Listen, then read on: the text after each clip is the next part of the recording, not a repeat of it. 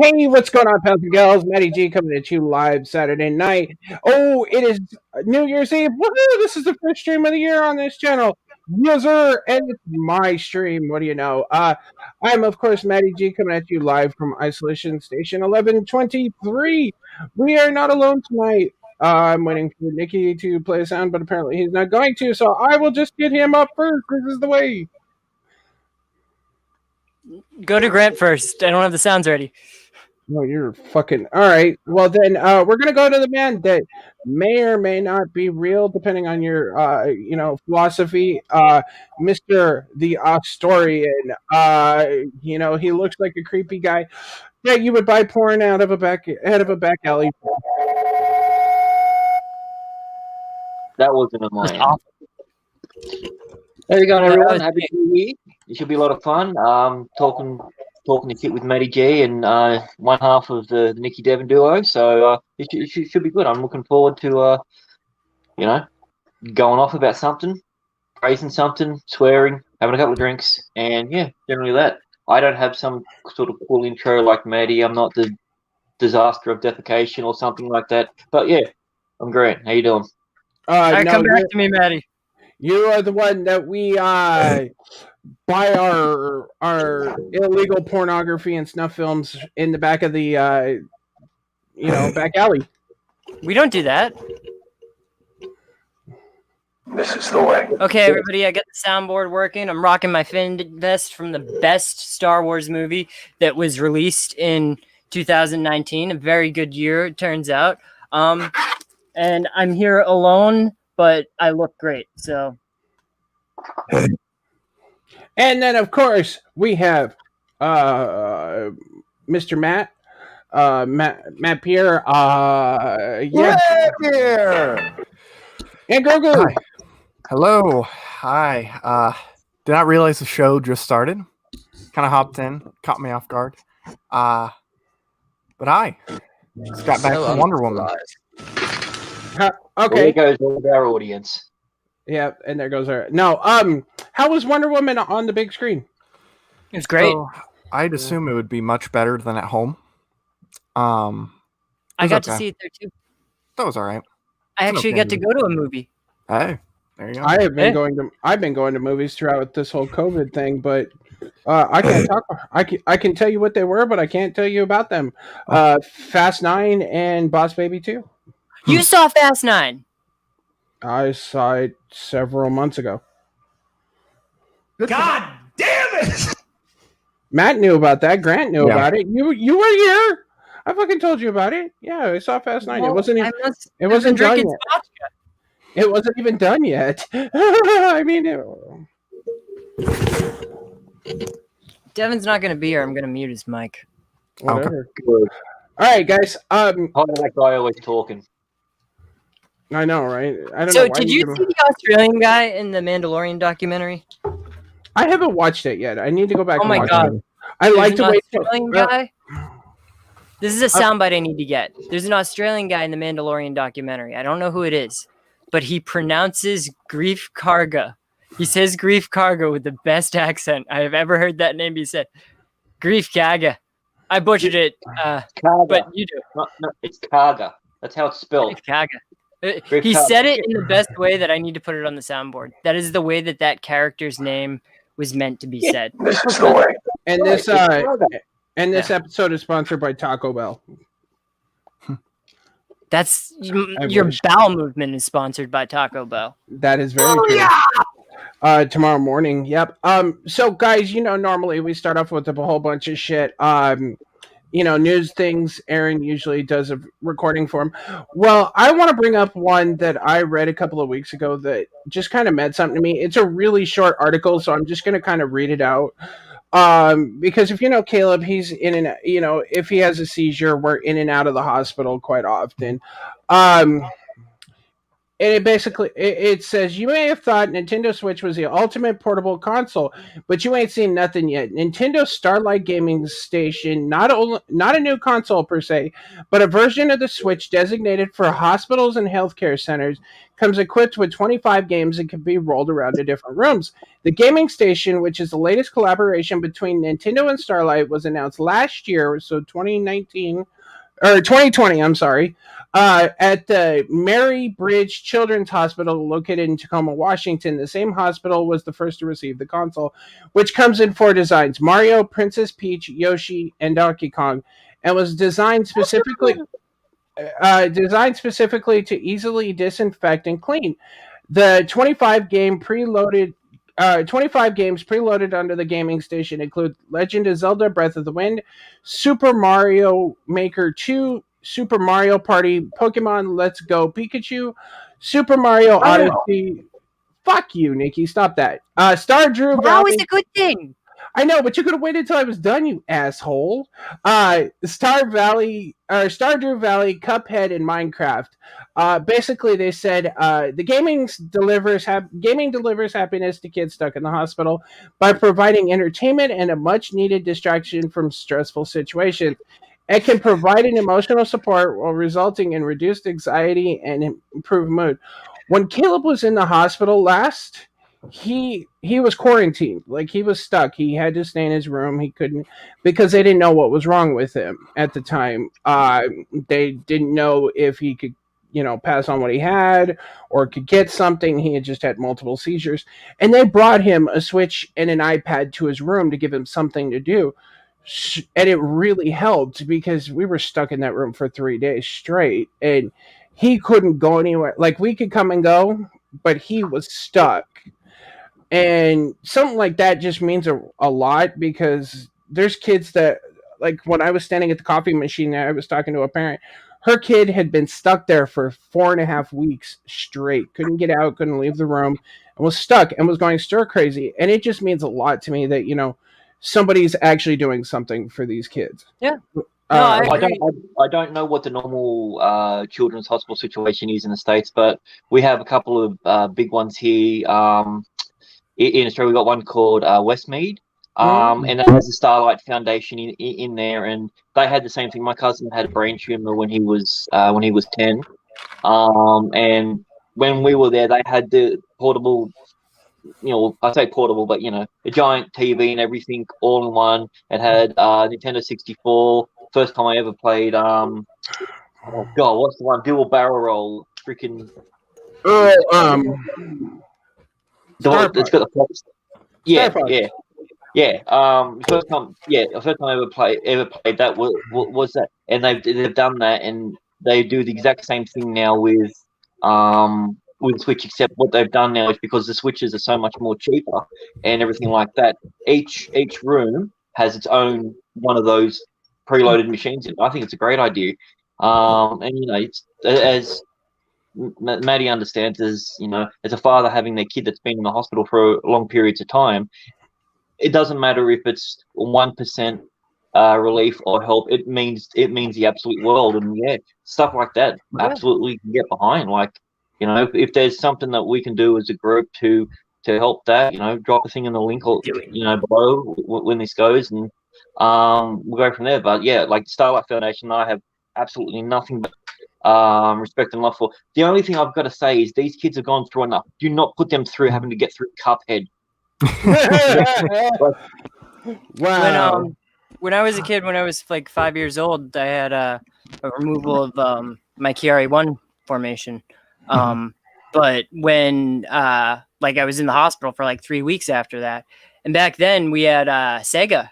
I got to play Sonic for the first time in that hospital. I'd only played Metroid up until that point, but it was fun. It was the first time I ever got to play Sonic the Hedgehog. Oh, good and for you! It was pretty good for me, other than the big giant cut in my head and the bone that was removed. I mean, negatively. I mean, cutting the head to play Sonic. I mean,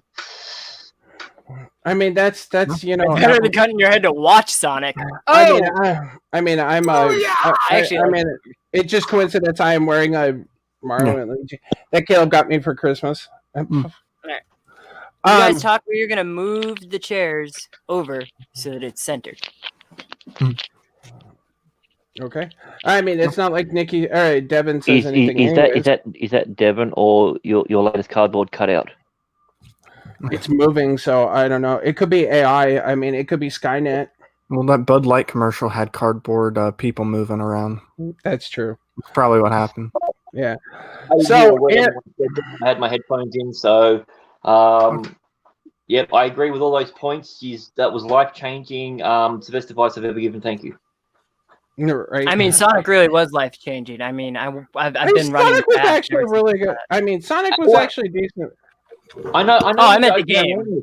I know you're joking around, Nikki, but the movie was an actual phenomenal movie. I was talking about the game. The first time a studio actually took the time and listened to it its wasn't fans, bad. and it made a huge difference. They spent $5.5 million. People complain about the product placement, and they made $40 million more than they were going to make. Oh yeah. So no, I applaud them for that, because that product placement, that Olive Garden product placement that's so blatantly done in that movie, that's what paid for the CGI redo.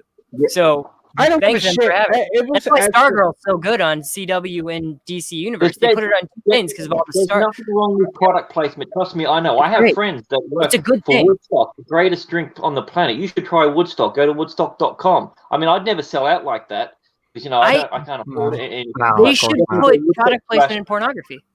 True. I mean, haven't you watched any recently though? I mean, in all fairness, if you're going to advertise Coke and Coke in a porn film, you're not actually going to get to see the Coke bottle because it's going to be, inserted somewhere. So that's not the kind of Coke you use in porn, Grant. You should know this. Have you seen Hey Step Bro, What Are You Doing Over There? Number 5. Have you seen that? Because if you've seen it, you would know there's an Olive Garden. Wait a minute. Which one is that? It's the one with Johnny Sins finds his. I don't know their names. I don't know their names. Describe them. He's our doctor. He's our fire officer. He's a teacher. It's Johnny. What the hell Sins. just happened? Were you just attacked? I think Caleb's at the front door, scared the shit out of me. Hold on, I'll be right back. Did you just get attacked by a cat?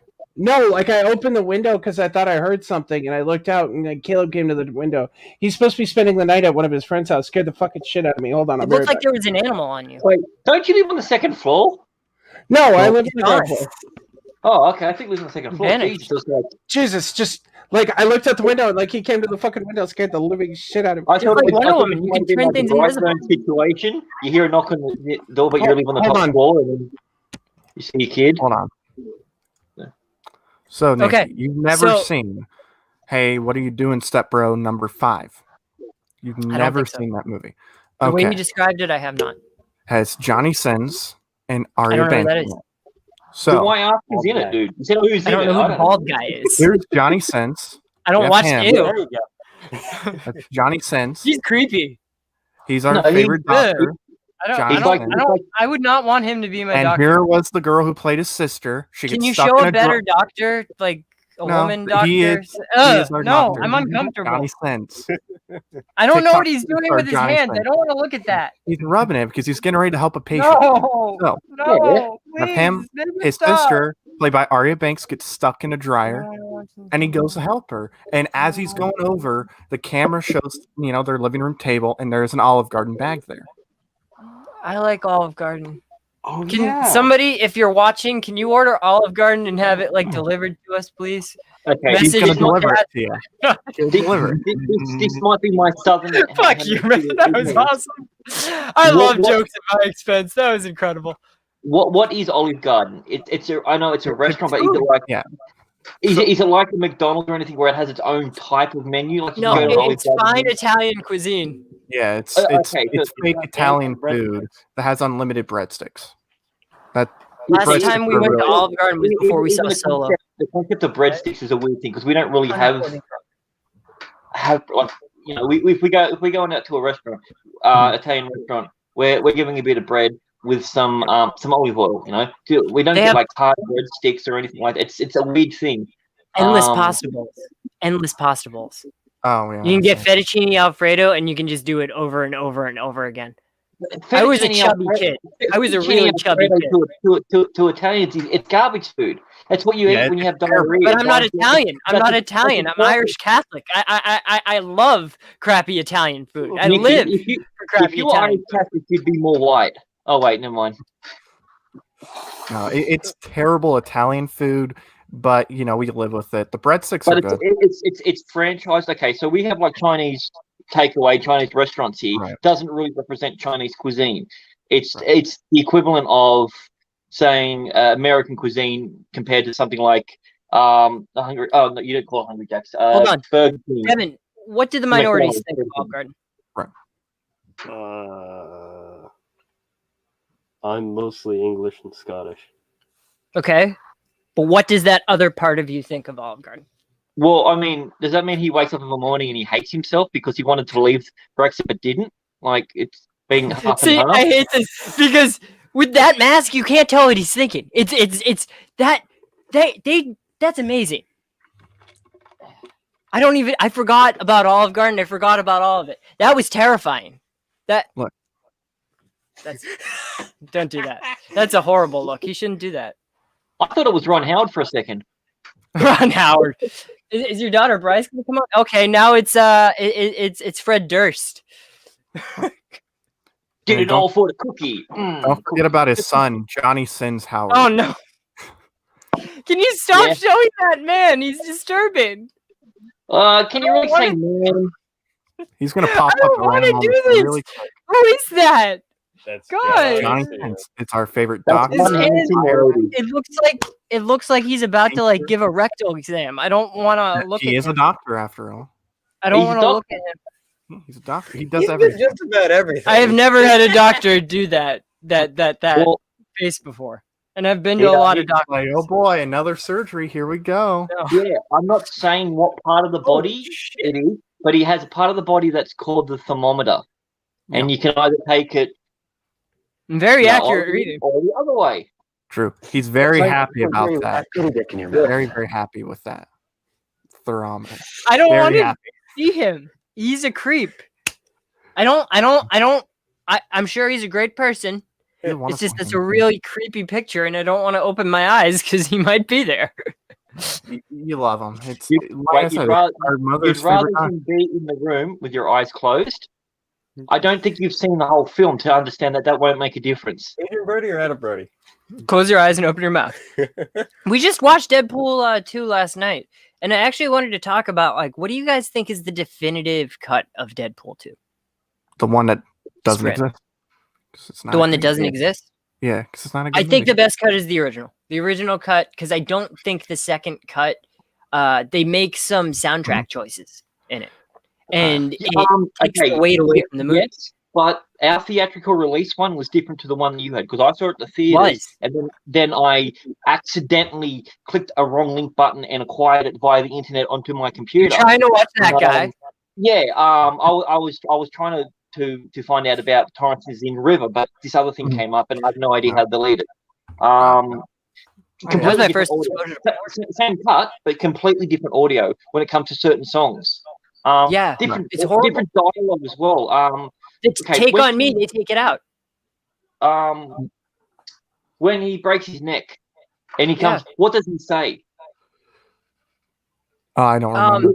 He says something about rock bottom. Every hero hits rock bottom. For There's me, rock it was- and there's bottom. No, in the one that I saw, he says in Spanish, "My name is Carlos Montoya. You killed my father." Donde está mi biblioteca? Yeah, and then I'm like, okay, because I didn't understand what that was, and then I saw, Where's the library? and I'm like, that's completely different. Yeah. There No, were so many it's different disturbing. little audio things here and there, Yeah. and also for whatever reason, the very last thing where you've got all four of them running towards, you've got the me pin on and all fire. that. They're running from cinemas. They were running from left to right screen, but on Yeah. the release they were running right to left. It was the only That's shot the that was weirdest thing in the world. Maybe it's because like comics or books or something. But the biggest thing, we were watching it last night, they changed every single soundtrack in the movie. They had they took the Take On Me out of it. There was the original Take On Me, and then there was an acoustic version of Take On Me thrown out of the movie. Then the We on So, Fire you song, mean which I don't the- like. the heaven scene. You know when he's The talking heaven to scene, yeah. And Yeah, the Heaven okay, Scene, there's some shitty acoustic version of Ashes, and it just doesn't have the same weight to it. Yeah. Okay, what the fuck did I miss? What are we talking We about? were Okay, talking about so, Deadpool 2, like what the definitive cut of Deadpool 2 No, was. he's not. He's Nikki found out about a film about a doctor who was helping out a family member to do the laundry, whose body part is nicknamed the thermometer. I'm not sure why or what part it is. Are you gonna acknowledge moved it- Picard? Are you gonna they moved acknowledge it- him, or are you just gonna keep talking about porn? I didn't say it was porn. Who said porn? I didn't mention porn. I would never mention anything like that. I don't even like porn. I'm not at work. It wasn't you. It was Matt. He did it. He's the one that did it. So, okay, Grant, speaking of Australian and stuff, where's my Australian care package? Do you have a postal service in your country? No, not anymore. I mean, you told me like 6 months ago you were going to send me a bunch of shit from Australia. By the time it gets to you, you don't want to eat the food that's in there because it would have expired. Well, Yeah, don't do nevertheless, this. I still wanted some cool shit from Australia. Like, I want Send to him order. Olive Garden. It wasn't 6 months ago. It was the end of November, and it's already been sent. So I just assumed that you already got it. It's that postal service. No, anything from Australia takes forever to get here. I ordered some from Australia like 7 months ago. It's still not here. What did you order? Australia to US is terrible. I'll tell you later. I'll tell you later. Yes. I'm trying to find that clip of the guy saying "Grief Kaga." So Why I wasn't- the banner You're down adding there. really It's not inflected. Hey, the kid's not here. No one talks like that.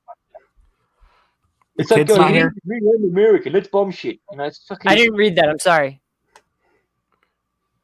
Backroom kangaroo fights, yes or no?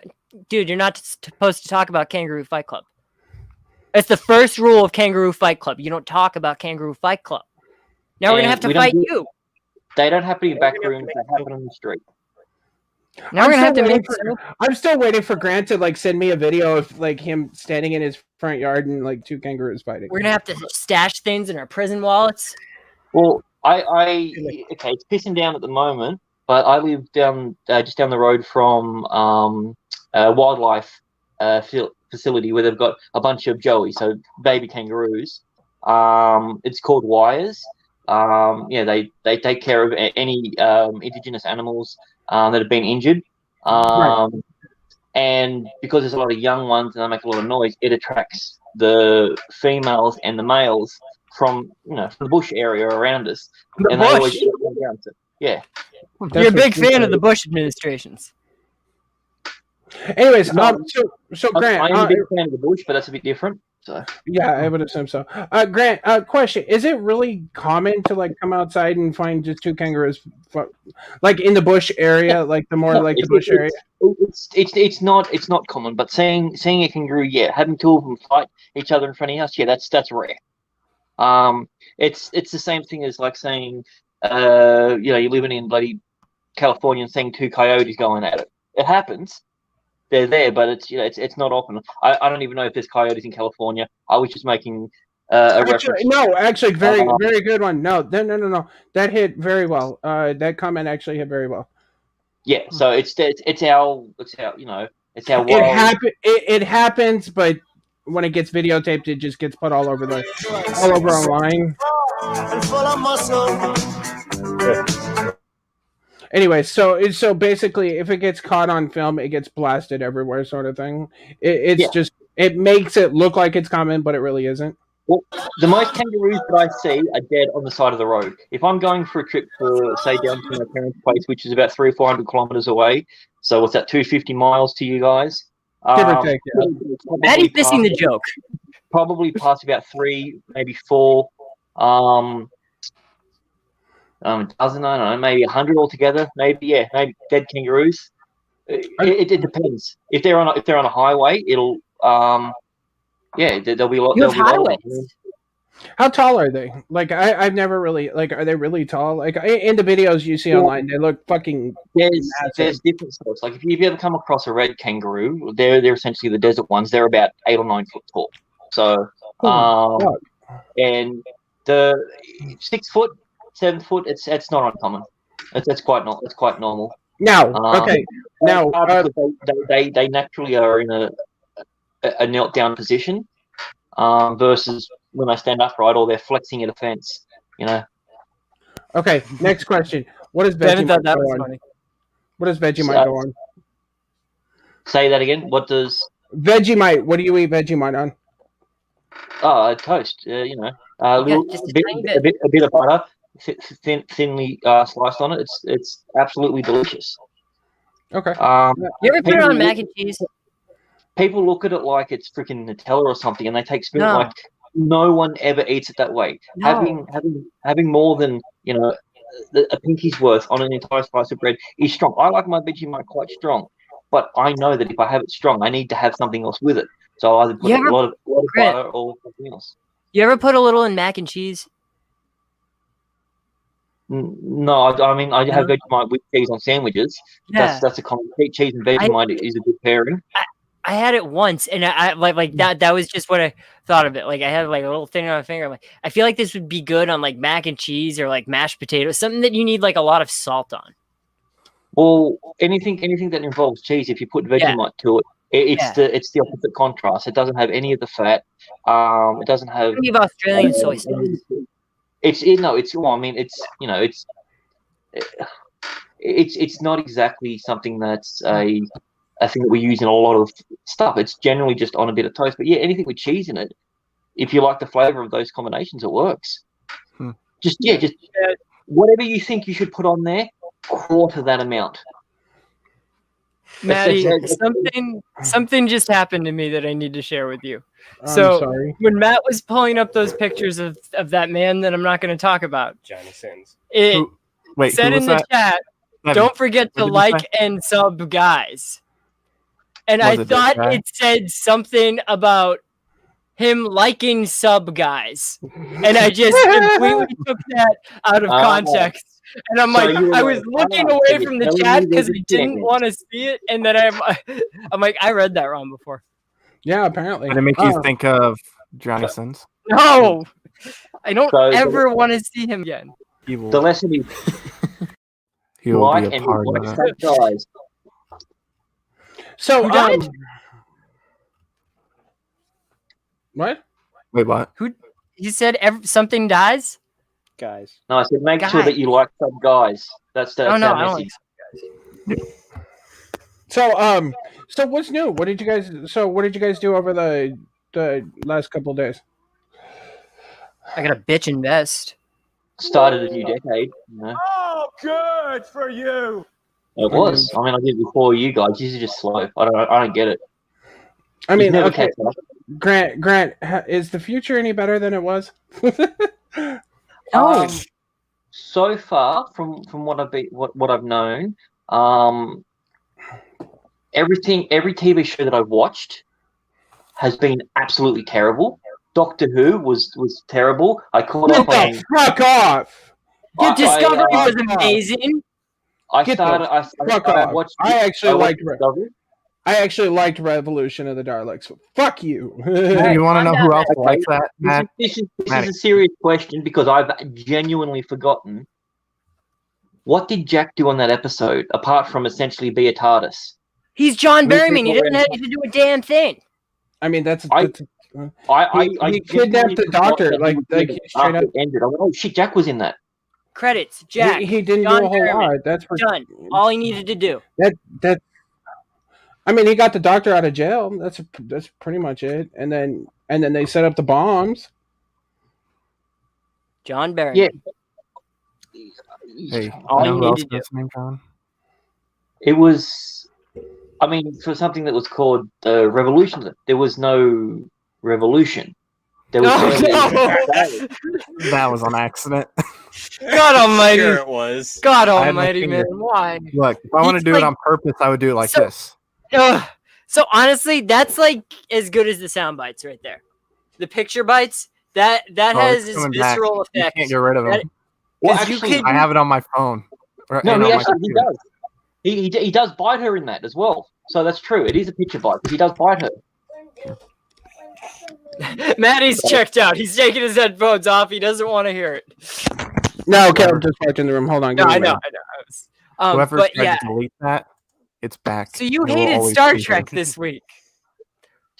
No, not just this week. I'm saying I've watched stuff that I've watched this year Oh, okay. has Just this been year. bad. I hear what you're saying. That being said, I've watched 3. Well, there's TV only 2 episodes. days in the year. No, it's not. It's. I'm in the future, dude. Oh, 3 days. It's Okay. Sunday. Time moves differently when you're in so- Australia. But Discovery comes out first here. Yeah, no, Oh, I was catching up. I didn't watch Discovery. 'Cause I didn't want to ruin my Christmas. So Oh, I caught up. but I caught up Jonathan on Frakes Discovery. directs it. That being That's said, never going away. there is a beacon. There is a beacon of hope. I watched The Expanse. He's always That is gonna the be here. beacon of hope. No, please do not. That is like some sort of psychological trickery right there. You're showing me something that I love, and then you're showing me something that disgusts Razor me, and you're Crest in the trying to background. brainwash me.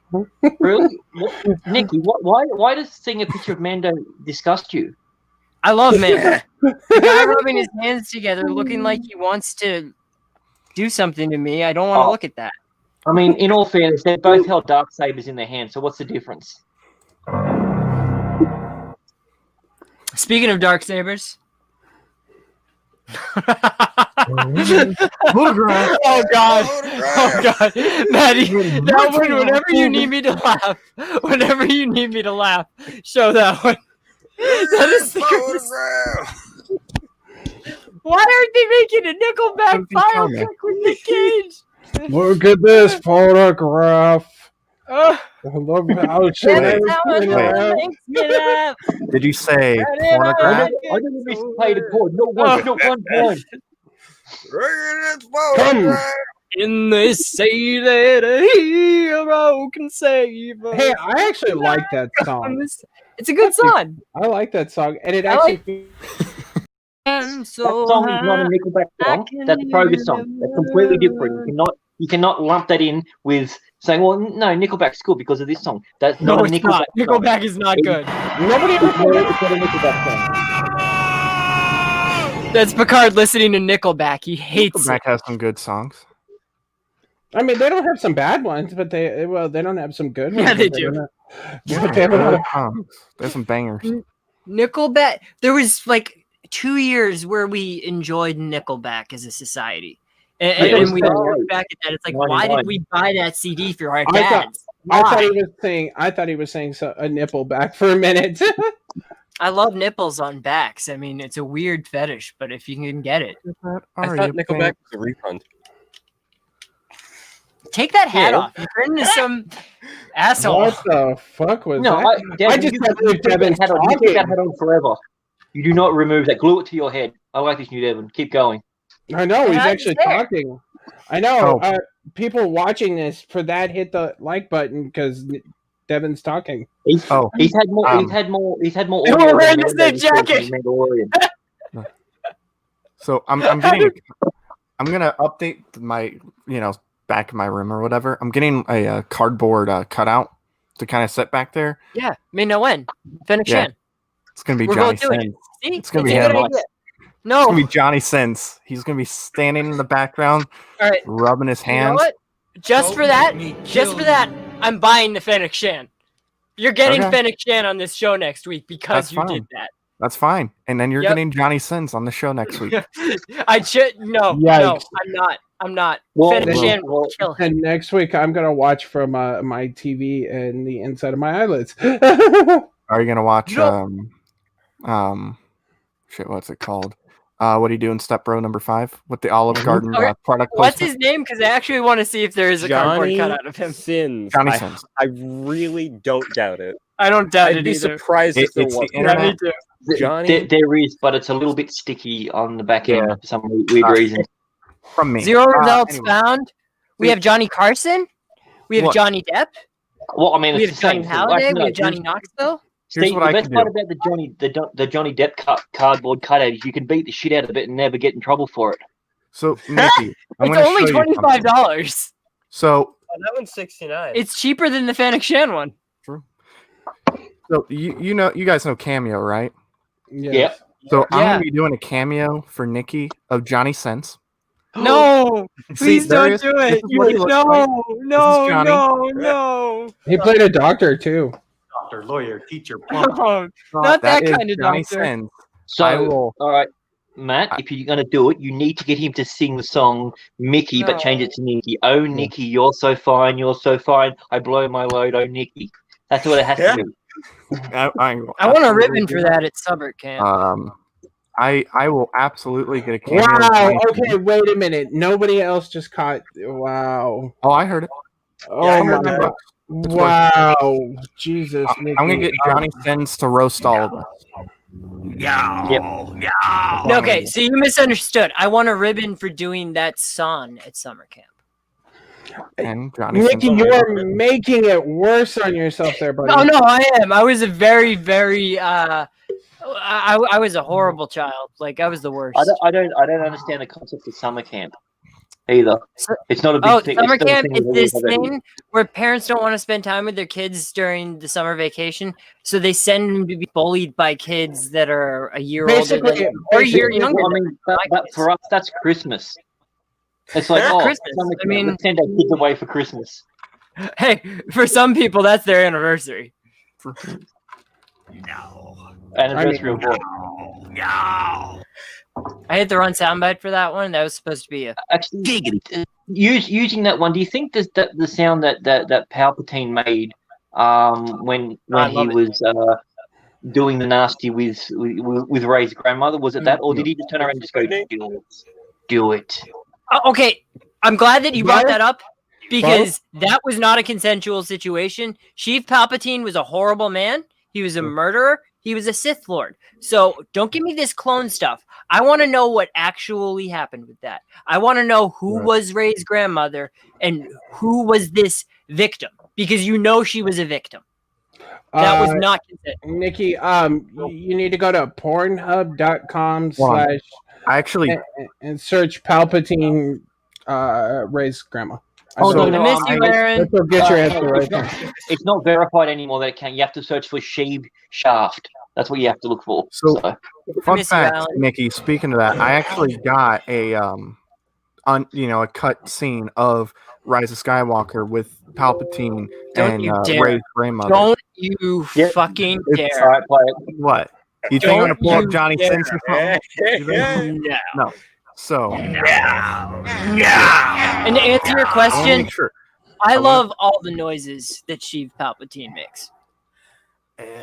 Every all single right. noise I'm that gonna Ian make sure I have McDermott makes in those movies, That's what he said. he's the best. He is the best character in those movies. Yes, he is, but he's got to understand one thing.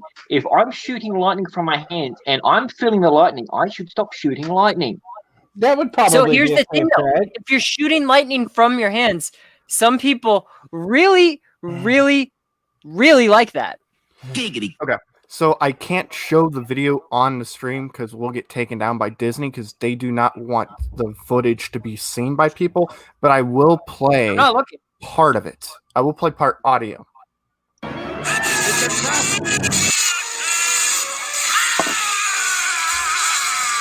And that's how her mother was conceived. That's the Jedi baby.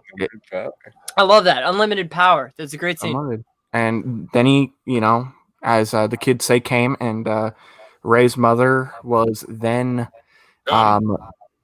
being created. I hope that's it, but the book says it's a clone, so that's why I don't read the Star Wars books. Hey, clones Stop can have making terrible flicks, books, guys. So okay, Clones can have flicks too. so Well, he's You're making don't- big investments.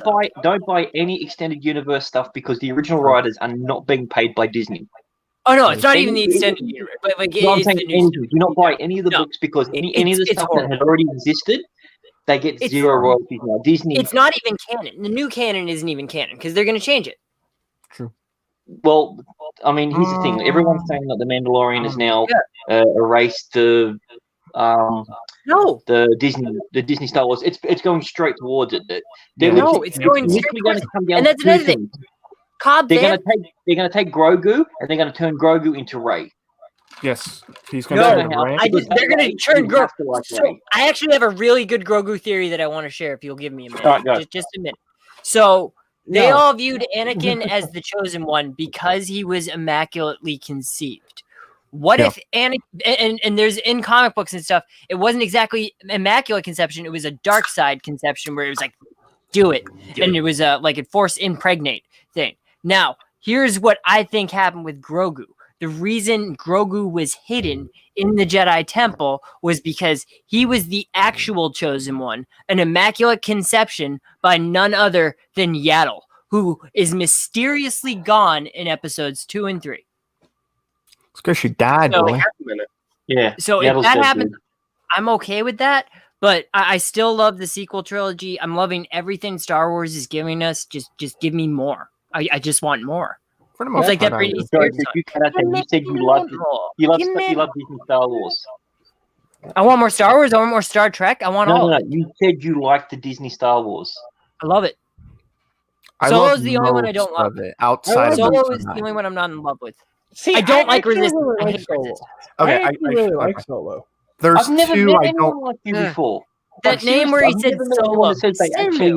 enjoy it. Devin, I tell me what I did when that happened in the movie theater. I don't remember. I booed. I booed out loud because I hated it that much. It was horrible. I'm a horrible like, person to sit next to in movies if they're I bad. like Solo, but I don't love it. There's some things I would have changed. I like it. My Like, phone's I- ringing. Hold on. I don't mind how he got his name. Whatever. I mean, it is what I it don't is. mind how he got his That's name. fine. I just hate the guy. I hate the guy that I says, like- if I it was can- like, I don't oh, have anyone, I and get he it. said it himself, Solo. I don't, Okay, I didn't there's find an two issue with things. that. Yeah, sorry. There's two things that I find really wrong about that film. Why did they make it out as if, oh my God, Chewbacca might die? We know he doesn't. So don't put him in scenes where it looks like he's going to die or anything like it. It's just silly. No, And but two, it's just why was the big I deal don't about like the seeing dice? Chewie sad. No, That's like what it is the for me. whole thing about the dice. He literally gave the mother of his children the dice that he got from his previous lover. That How dumb was- is that? How Han Solo is that? He's a baller. He doesn't care. He's just gonna here you go, Leia. You really think he cared about Leia that much? Yeah. Yeah. He did You do? because he had an arc. And the fact of the matter is, what they did is they've gone, all right, let's systematically destroy everything that we like about this sort of thing because we want to go in a new direction. We only wanted one simple thing. We wanted the 3 original people in a scene Yeah. together doing some stuff that even if it was something stupid and freaking Ray accidentally blew him up with force lightning, it would have been something. But the fact of the I matter was is, fine. you take Harrison Ford, and what they do now is they're turning him into Harrison Ford. Every role that he's doing, whether it's Indiana Jones or anything, Mhm. he's a bad father. All the mistakes happen, all the things that happen is because of him. His whole arc was for nothing. So you didn't even like him in Force Awakens? Shot Hey, first, didn't give a Oh, shit. I don't agree with Ended that. up and ended up coming back and doing something just to die by. Oh no. Hey I guys, don't agree with that. He He saved wasn't the gonna come galaxy. back. He wasn't He going to come saved back the unless they galaxy killed by him. dying that day. That's what he said. He Hey, came guys. back in the third one. They dropped a Because- buckload of money yeah, on him because for him to Carrie come Fisher back. died. So he still came back. Because Carrie Fisher Mm. died.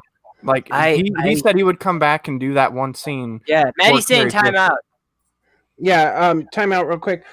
When Caleb got home from his little, what was supposed to be sleepover, he's pretty upset about something. Something happened while he was over there, so I'm gonna step out for the night. Yeah.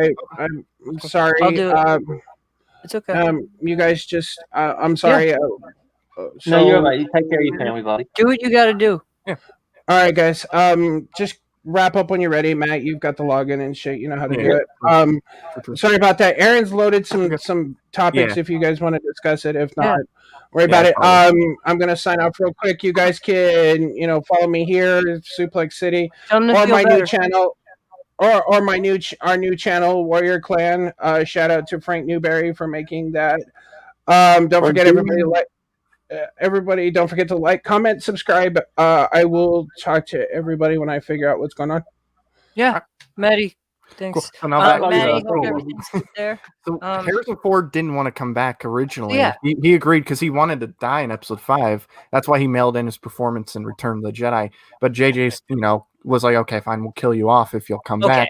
he came back, and then he only came back to do that one scene because it was for Carrie You Fisher. think he mailed He it? wouldn't have And come back what to about do the scene where he goes, It's "Hey, also weird that when it comes to character deaths, J.J. Abrams, like Poe was supposed to die in the first film, and then bloody oh shit, what's the actor's name? Jesus Christ. Oscar Isaac. Oh, the yeah, actor there you go. of Jesus Christ." Former trivia champion. Can't even remember fucking that. Yeah, he's like, oh, but I want to stick around a bit more. And he went, oh, okay, well, I'm going to put you in 2 other films, but you're literally going to do nothing. Well, it's Oscar I don't. Isaac. I like Here's Oscar. the thing. He took over We've the all Resistance. we all have our opinions about the sequel trilogy. Yeah, but I want to hear yours. Some people have good opinions, and some people have Nikki's wrong opinion. Yeah. I have nothing. No, there's no such thing as a wrong opinion. No, there's no not. such Except opinion. if you say you like Yeah. Disney Star Wars. That's Yeah. it's the only line. It's not even Disney Star Wars because it's there's like Resistance. I hate. Like I really hate Resistance. Resistance is the first thing in Star Wars that I've ever hated. Like I don't. I thought Resistance was okay. I just stopped watching. I mean, Yeah, there were some fun little moments, but it just. So if I stop again, watching, it's bad. That's my because I have so much free time on my hands that I can literally watch everything. So if there's something that I stop watching, there's like even movies that I hated. Yeah. I the only time I've only ever come close to walking out of a theater twice. 300 Rise of an Empire and Funny People. Funny People, I'm not even saying that Funny People is a bad movie. It's just it was mismarketed. They were marketing that movie as a comedy. It was not a comedy. Yeah. It's like this weird indie film that just it's and I don't know if that's the type of movie you want to watch. I'm not criticizing you. It's just me and my dad went to see that movie expecting to have a really fun afternoon. And it's just like, what the hell just happened? Why is the last hour like the people who did the trailers like coming this thing, the comedy hit of the year, Denzel Washington, Tom Hanks, Philadelphia. It was completely mismarketed. It was the equivalent of saying that, It's like, but the Globes do that a lot. When you got AIDS, well, yes, I do. Yeah, like it's funny, isn't it? Now, the one I can remember on the top of my head that was mismarketed was Bridge of Terabithia. That might be the worst. It's like, it's a fun family adventure movie. That one though, that one had a book. So if you didn't know that's coming, that's your fault. Kids aren't going to read the book. I agree, Nikki, but I thought that was they made kids read the book. Someone who read the book, I thought the exact same thing. I thought, okay, they've changed it up. They're making it because you're like, you're not going to make this into a film. Oh, I love it. I love that. Right? Yeah. It's like that's my favorite marketing decision of all time. It's like, look at this magical world, happiness, all this stuff. Yeah, the world sucks. The magic. They did the same thing with Pan's Labyrinth. You thought it was like the Brazilian Harry Potter or something, And then it's completely different. It's World War II, right? Yeah. But that's the thing. That's why I like that. That like I didn't see the movie because I read the book and I hated the book. The Bridge to Terabithia thing. It got people to see that like this magical world. But that's the thing. The world sucks, guys. Like we do not live in a great world. We need to find the joy where we can. That's why I like Star Trek Discovery. Go to a different planet. Yeah, or go to a different planet. Star Trek Discovery lets me imagine a time where we can have magic mushrooms that transport us to Romulus in a second. Right. Well, there's this other movie. Are you trying to piss me off? Really? I am actually. Out of all the Star Treks, you said the one that makes you happy is fucking Discovery? No, I'm glad you mentioned that. We watched First Contact. 100%. The name of the property, they're being sued by it. But we watched First Contact last night. We showed it to the kid, and he could not take his eyes off of the screen. He doesn't like movies, but he couldn't take his eyes off the screen. The second the thing pops out of Picard's face and like the needle in the eye, he loved it. That movie is home to me. Star Trek First Contact. That's home. He didn't care about Insurrection. No, he liked First Contact. So it doesn't. It's just not a movie. I do. Before I forget what the title of the movie is, because I'll forget about You're going to show that porn guy, aren't you? No, I'm not going to show Johnny Sins. Okay, his name is Johnny. Why Sins. do you know his name so well? Because I watch porn. I don't. I watch porn. I know who Johnny Sins is. Okay. Why are you reading the names? Anyway. Because like, are you searching for him by name? I like to know who gives the performances because there is award shows. for these things. Yes. I want to know who There are. wins. I want to know the performance. There's Are they the worthy? Have you been nominated? the Golden Skippy, the Hard Rub. There's plenty of them. There's a Can lot. I be And nominated? Now I want to do it. I want to win the porn award. But what category? maybe. Every category. I don't think Nope. you're going to win the same. Nope. Nope. I take it back. I immediately take that back. Anyway, I do, because we were talking about Bridge of Terabithia for a second, how mismarketed it was. You want to know the other Disney movie that I can remember just videos of children bawling their eyes out because they're completely Dragon? depressed? Have you seen The Odd Life of Timothy Green? I thought you were going to say Avengers Infinity War. No, The Odd No, I Life have- of Timothy Green. It's basically about this kid. The movie is told in Is the his name Tim? perspective of Jennifer Gardner and Joel Edgerton. Joel Edgerton's in this movie. So it's like, wow, great. Okay, And is it a they faith-based have- movie? No, it's this kid. I believe the kid's name. Yeah, it's Timothy, hence the title, Timothy Green, who is like this plant kid or whatever. Like he has plants or whatever. Oh, yeah, It's that weird. one. And then remember at the end of the Devin movie, relates to that character so much. at the end of the movie, the kid dies. Yeah, That's oops. and it's Just like told at in the end of this perspective movie. what they went through. So Wait. the kid dies, and there's all these kids crying, bawling their die of? eyes out because this kid died. I'm gonna try to find one for example. This kid's probably Suicide? old enough. No, I don't remember exactly. I just know the Suicide kid died. because of a chronic illness? Maybe I don't know. I don't think so. He's a child. I don't think they comprehend that. Did Morgan So- Freeman kill him?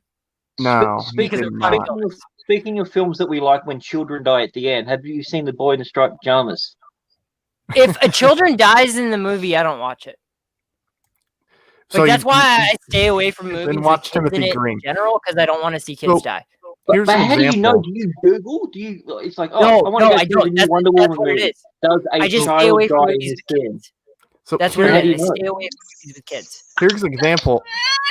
No, please Of stop him going showing out that. of Timothy No, I Green. don't like seeing kids suffer. It's a thing with me. Like it's a thing with me. Because Timothy Green dies.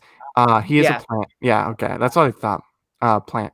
Anyway, Oh, so that was just a kid that who's that? watched the movie and started crying. no, that was two Okay. kids that watched the movie. I thought it got was out of like the I thought it was Timothy Green suffering. No. Like I don't I mean, want that to would see. be if No, that no, was because Timothy Timothy Green, I would Green have to ran. say that's terrible camera Yeah. work for Disney. It's like do better, Disney. No. You own everything, but Don't no, kill kids. I do want to bounce back though real quick before we get into some of these videos Aaron recorded because he did that. Oh, 'cause he no. wasn't gonna be Show on. Diaz's comment first. So which one? Diaz, the one he just made. So My Girl is I one of the gotta worst tell big you, time movies. this is why I am both afraid of bees and women. Because I cannot, if there is a bee, I freak the hell out because of this movie. This movie Yeah. traumatized me. This movie traumatized me so much that I had like repressed memories about this Right. movie that I didn't know You're why. missing the point of the point of the movie is if someone loses something, don't get off your ass and do it. Tell the lazy bitch to go get it herself. Stop watching That's it. the message of the movie. Bees is like I stopped watching it. Like I just thought that bees were gonna sting me and kill me, and take my girlfriend. Like I thought all those things were going to happen. You didn't have Look, A if bee I was did going to steal your girlfriend. Are you getting that confused with like Bee Movie or? No, not bee movie. the one where Nicolas Cage is in the cage with the bees. Yeah, no, Death by Bees. It's horrible. But I do want to Don't bounce watch it. back. We were talking about the Disney Star Wars stuff. real I love quick. Old Yeller. So, Old Yeller, wonderful movie, great ending. I recommend watching it when you're 40 I mean, years as you old. said, You totally won't be don't show confident. kids suffering. Did Kill they do the dogs. Klingon Everyone thing in where they Hollywood ate the likes corpse that. after? Speaking of killing dogs, let's get back to I Am Disney. Legend, best scene ever. Oh yeah, kill that dog. I do want to Thank say you. Remember when Will Smith killed his family in that movie?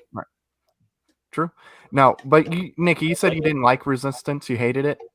No, horrible show. Okay, I will say, because I stopped watching it, but I kept hearing just because of season 2, I might go back to it. Heard season 2 gets a lot better, and it like really does, wraps. but- No, Like, I'm it gets sure it much does better. because there's only one way I that can don't go. know Like what happens in it because like I don't either. what Matt said, I forgot to watch it and then Yeah. Oh, I just- like the main character's later, maybe. father is from Hosnian Prime, so you know that's not going to end well. Right, but it I was, mean, like, it was the same thing with Clone Wars. I completely forgot all about Clone Wars until like recently, and I went, oh, I might go back and watch Clone Wars. Nah, It's so I good. Like forgot the about it last too. 4 are amazing. Yeah, I haven't watched all of it, but I did watch the last 4 episodes just because of how it Yeah. connects with Revenge of the Sith, and it like there's like little tiny Easter eggs that if you Yeah. notice, it kind of tells you where. Did Did they remake the I have the higher ground scene? not No. anymore. You know what? No, they did. In one episode, they did. When they go to Mortis, Anakin has a vision where, he sees that. He said, "You are my brother, Anakin." So they do kind of remake part of that. But Okay. what is at least get the European to do the accent? Come No. on, man, what are you and doing? they have Matt Lanter record the "What have I done?" The "What have I done" line. Yeah, that They was have, the one. "What have I done?" It was weird that they yeah. recorded Well, that Matt with him Lanter's when they voice. used the actual Matter? movie scene in the thing. It's like with Rise of Skywalker. In Rise of Skywalker and Force Awakens, you hear Ewan, you hear Alec Guinness, and you also hear the guy that voices him on Clone Wars. Yeah. You also hear it. You also hear what's her name from Clone Wars, Ahsoka Tano's voice as well. Yeah. Thomas Absolutely. there too, yeah. Ashley Eckstein. Yeah. But Which means Freddie he's dead. Prinze's in there too. Ezra's not. Sakura. And that, but Ayla Secura, yeah. Luminar. Mindy. But we could do this all day. But Yeah. I think those last 4 episodes of Clone Wars, I'll go on a limb right here and say that is the greatest series finale of a television show of all time. I kind of disagree. I Haven't you seen still 6 put Breaking Feet Bad. Under? All Which right, one? Matt, you go 6 first. Feet Under. 6 Feet Under? I have not. Does it end Okay, with them so- dead? 6 feet under? Well, it does. Yes, literally. That's the family of people who run a funeral home, and the last episode shows every single one of their deaths in the future. What happens? It's the most. I mean, no, you're not making a spin-off or a sequel or anything like that. It's finite. It's what a finale should be. Another ending that I thought was really good was Life on Mars, British I haven't seen TV either of show. those. It's got John Sims in it, different one, but Do they live on Mars? Life on Mars. There was an Americanized version that had a Harvey Keitel in it, which they took the name literally, and their finale was, "Oh, by the way, we're on our way to Mars." That sounds like what essentially, they wanted to do for Enterprise. A guy gets hit by a car and wakes up in the 70s. With all the he's like, "What's going on? What the hell is this?" And he's trying to figure out what's going on. The ending is brilliant because it's all of the whole series revolves around choices and perception. That's essentially the biggest crux of the thing, and dealing with your own perception of reality, of life, of happiness, and the choices that you make that affect it. And it was the theme, and they went through the whole series with that. Yeah. Once you know the ending, and then you go back, you see it, and Don't tell me, 'cause I'm gonna watch works good because it gives the ability. It's only short. It's a BBC series. Well, I already so forget what you said. it went for 8 episodes, which is about 37 years in BBC television time. But yeah, it was only 2 seasons. Or series, as they call them on BBC. Yeah, series. Yeah, two series. Yeah. It's wrong, but that's what Hey, they call it. well, I'm in Australia. We call them series and seasons in the same sentence, and we know exactly what the difference is, which means we don't know what the difference is. So, Matt, Series 4 of Doctor Who was great. Season 4 of Doctor Who sucked. Okay. Okay, no. Matt, What? Yeah. Rex. Yeah. He has a lot to do in the Clone Wars finale. I thought you would have agreed with me. Yeah, he does. He definitely does. But I love the series finale. Oh yeah. But what was yours? But Breaking Bad? Breaking Bad's my favorite, I'd say. So I didn't just watch how that because I don't like math. It's a great show, especially that final season. It ties every single thing that I can think of pretty much into a knot and makes it perfect. It answers every question that you possibly could ask that happens in the show. That I have a question. I believe that's what it's called, might be the best episode of television I've ever seen. Which one? Say that again. Ozymandias, I believe. However, it's the one Ryan Johnson directed. I do have a question though. It's fantastic. About that show, just in general, and this is, and I'm ignorant to this. I don't know. Why do people want to watch a show about a meth dealer? It's not a meth dealer. It's not he really does- the meth. Oh, he cooks the meth, right? Yeah, he cooks. Yeah, he's a cook. Yeah. Okay. But Why would people want to watch a show about a meth cook? Because it's not about that. It's about a guy who's dying of cancer and what he's trying to do to scrape together what he can. He's a guy who was in his 50s who had a wasted opportunity. He's a billion-dollar level chemist, but he ends up being a guy that works teaching kids at school and working part-time at a car wash. It's about wasted opportunities and knowing you've only got a finite amount of time and then taking the most of every opportunity.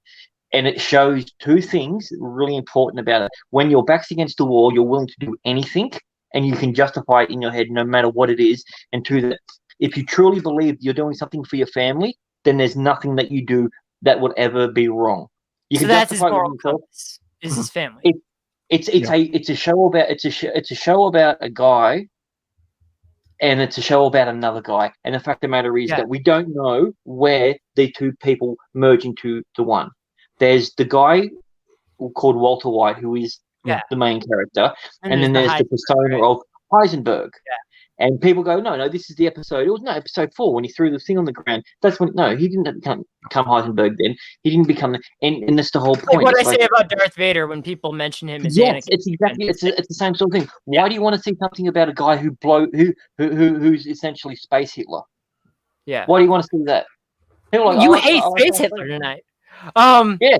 You said that earlier in our private conversation. Yeah. That's a different thing. I'm literally using the same thing. It's the same. But I have a follow-up question though. Would you say that Walter White is one of those people that is a good parent, but not a good person? No. To an extent. No. Okay. No. I don't think. You but can he loves define his it. family. Oh no, he loves his son. He loves his son to bits. There's a disappointment within himself about his family that they're not what he thought. Because he's wasted all of his opportunities and he's done something like that. He expects more from his family. He has a son who has a physical disability. He has cerebral palsy. Now I might watch it. He has a daughter. In the later seasons, he becomes a father again. So he has 2 kids. You can't get it up. And he does not do anything essentially for them, though he does do. He says he does. It's weird because he bought his son a car. So he's a hypocrite. Oh, absolutely. That's probably a great way of describing him. But the fact of the matter is, he's the antagonist and the protagonist of the series. Nice. Okay. And it's so not always in that order. You have a character of Jesse Pinkman who is the offsider. Was it Aaron Paul, right? Yeah. You might be Fast and Furious. No, Fast and Furious. Need for Speed. No, Need for Speed. Not Fast and Furious. Yeah, the greatest much worse movie. Yeah, Aaron Paul. Westworld. Yeah.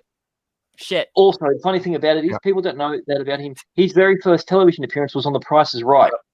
When he went down there, he's a son of a preacher, and he was afraid of doing the line. You can ever reach me. Was the son of a preacher man. Sorry, I had to do it.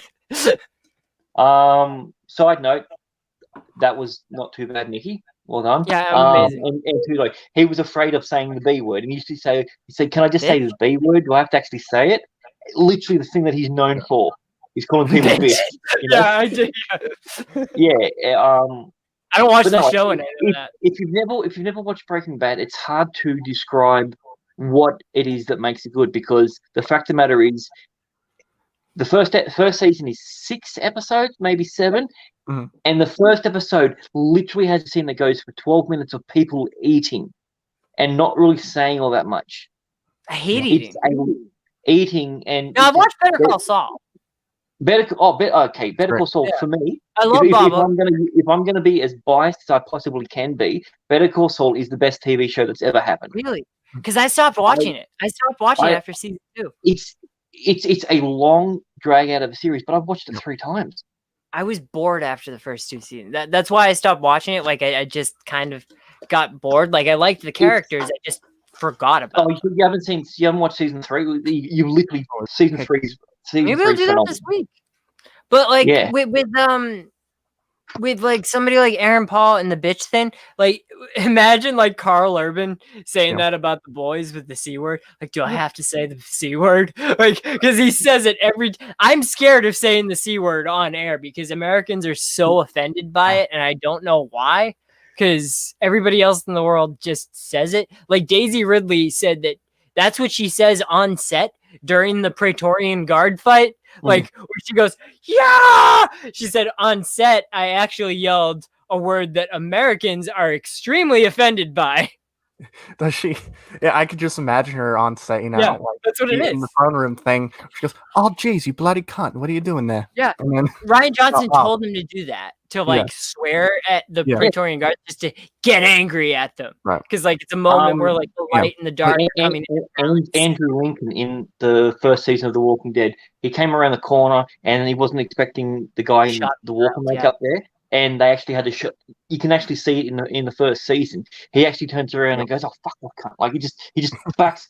He's like that. But because he had his hand up, it was just like whoa, because he spoke in his royal tone. Yeah. I don't know if you ever heard Andrew Lincoln in talk. his Love Actually. If if Butter and Velvet could ever combine and speak, that's what it would sound like. It was freaking Andrew Lincoln's voice. Cool. You really like Andrew Lincoln on the radio and Tyrese side. Yeah, but like it's a word. Like I mean, I use that word. I don't want to say daily, but I use it a fair bit.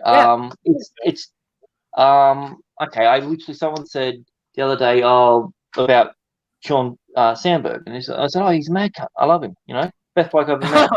Whenever I'm working on computers, that's my go-to word. I like just start screaming at a computer like I'm an abusive boyfriend, and the computer is like that. That's how I treat Devin's computer when it doesn't do what it says it's gonna do.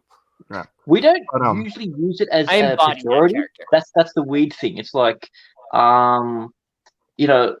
maybe it's a culture sort of thing. But if I was for me as an Australian, one of the ones that is the more disgusting sort of word or visceral is motherfucker, because it's like it's a weird thing because you're calling someone a motherfucker. You're basically saying they've got an Oedipus complex and they've now just rooted their mum. No, they're not fucking. They're not fucking their own mother. They're fucking your mother.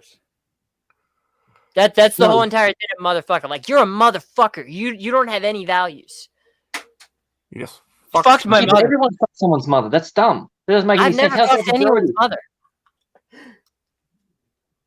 I don't know. Okay, but anyway, that's why it doesn't make any sense. If you're saying you're a bad person, you're disgusting, you had sex with your own mother. That's an insult. Fucked my mother. I'd be pissed. Devin, high five. Very nice. No, he didn't do that because my mother is very Catholic and should not watch this show. Yeah, well, I mean, you put a little collar around Devin's tights and thing at the moment. He might look like a priest. Yeah. Look, you do your thing, and then you go into the little box, whatever, the father's in, and you say, "Hey, forgive me." He went into the little box. All right, I don't want to talk about this anymore, and the soundboard's broken, so I can't pivot with that. But to get back to the thing.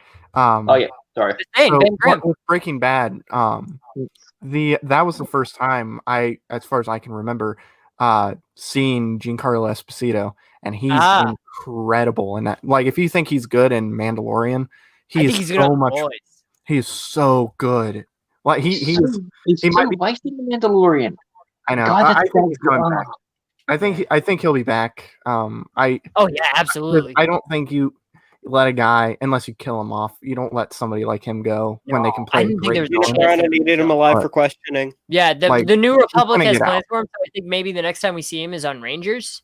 Maybe, and I think, or he could be Mandalorian as well. Mandalorian, Boba Fett, anywhere. Toronto and Bill Burr, that would be a good series.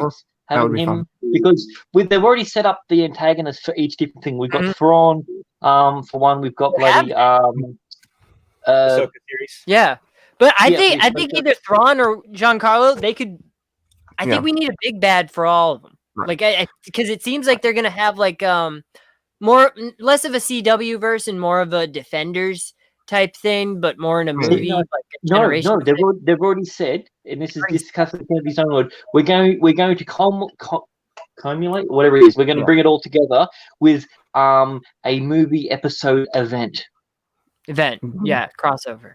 Yeah. Great. Yeah. Right. So what Can't they're going to do is they're trying to do an Endgame style Yeah. thing. Yeah. That's what they're building for. Like, And that's when I you'll mean- get your Luke, Han, and Leia scene. Because by the time they do that, the Hey, technology maybe. will be perfected. and this is the thing. I don't want that. Yeah, it would be the same. Don't dig up her corpse and freaking throw it on screen for them to make money off. So Because we here's wanna my do that. argument to that. It's disgusting. I fucking hate But that. with I love Carrie deepfakes. in particular, that's what I have to say about Carrie. Like, because with other people, I understand, like, if they don't give consent. Carrie gave consent for that. Like, that was 100%. She knew that was going to happen. That was her family. I don't think she knew she was going to die. No, she It's got didn't know nothing that to she do was with going to her. die, but she always said that Lucasfilm owns the right to my likeness. Like, Yes, it was but that part of her wasn't the stand-up concept. It was the routine. same- They it was the actually same own thing. the right to her likeness. I know it's a dumb thing. It's the reason why they Yeah. can't do that anymore. Ever since freaking Back to the Yeah. Future and Kristen Yeah, so whatever his Bob? name. Yeah. George. Kristen Wiig. no. You can't put a cheetah anywhere because Or it looks no. too much like Kristen Wiig. True. I'm sorry, Grant. I'm Lloyd? sorry. We're Christopher gonna do a Lloyd. show together. This is, No. this is what It we're gonna was. do, right, Timothy? I know who you're talking about. The Crispin comedian. Glover. The dad, right? Yeah. Yeah. See that, and he was alive for that, correct? He's still alive now. Oh yeah, he was Yeah. talking about it on. Yeah, bring but him that's back. what I'm That's one of saying. the Is because it was the last thing they things. can say they own the likeness to the character. They own the character's name and the characteristics. They don't own the face. Yeah. And that's one of the funny things, though. Like one of the things that I say about Superman, when like they talk about doing like a Michael B. Jordan Superman. The interesting thing about Superman is that Christopher Reeves, like Tyler Hoechlin, Brandon Routh, Henry Cavill, these guys look like Superman from the comics. And then like you see some like Ahsoka Tano, where they reach into animation, they pull that character out. That's another thing they go into on the documentary is that character, they needed to make her look more like the character on the screen than look like Rosario Dawson. Like, it's Rosario Dawson. If you know Rosario Dawson, you can see her. But that looks like Ahsoka. Yeah, I know. That's what I'm saying. I thought you were going in a different direction. Yeah. I'm like, yeah, I can remember years ago going, oh yeah, Rosario Dawson would be perfect for it. I mean, she's awesome. She's got the talent for it. I mean, she was Wonder Woman for freaking 12, 13 years. So she's got the emotional range for it. I'm like, this could work. And then when they made it happen, and then as soon as it's Rosario Dawson, it's not Secretano, it's just her with her tentacles. What do they call them? Tendrils? Like who I think? Maybe, yeah. Yeah, no, I liked it. I think it worked. We essentially got what we wanted. And a lot of people complain about the length, like, but what I argue with that is like Rebels, that animation style was exaggerated. Like that's a very exaggerated animation. When you're going into Rebels, people's heights and weights fluctuate within its own universe. It's with Darth Maul looks weird. Like it gets, honestly, by the time Maul shows up, they refined it enough so that it's good. But honestly, that Clone Wars animation, by the time they get to the end of the Clone Wars, because when it started, it wasn't photorealistic. It wasn't great. But by the time they get to the end, it's like, okay, it's not completely photorealistic, but it's realistic enough that I just feel like I'm watching another Star Wars movie. True. Like I was gonna make like a top 5 list, and that was gonna be on honorable. You had seasons to slightly change it and set it up, and that worked. Yeah, because when I first saw it was jarring. Always admit your mistakes. But a couple episodes in, I can watch it. Because that's done with even Filoni on The Mandalorian that he's done.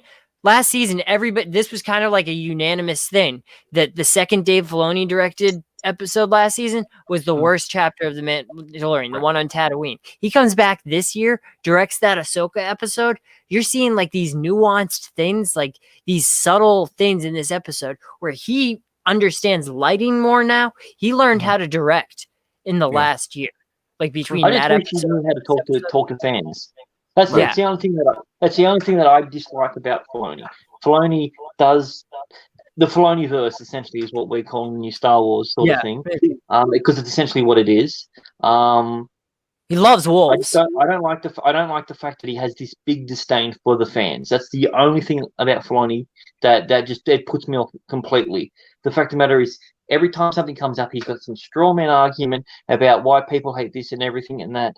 And the fact of the matter is, no one's even saying the stuff that he's saying. People are like, oh, well, it's Ahsoka Tano. No one ever really liked, and I had to force to get her on there. It's like, we've been clamoring it for years.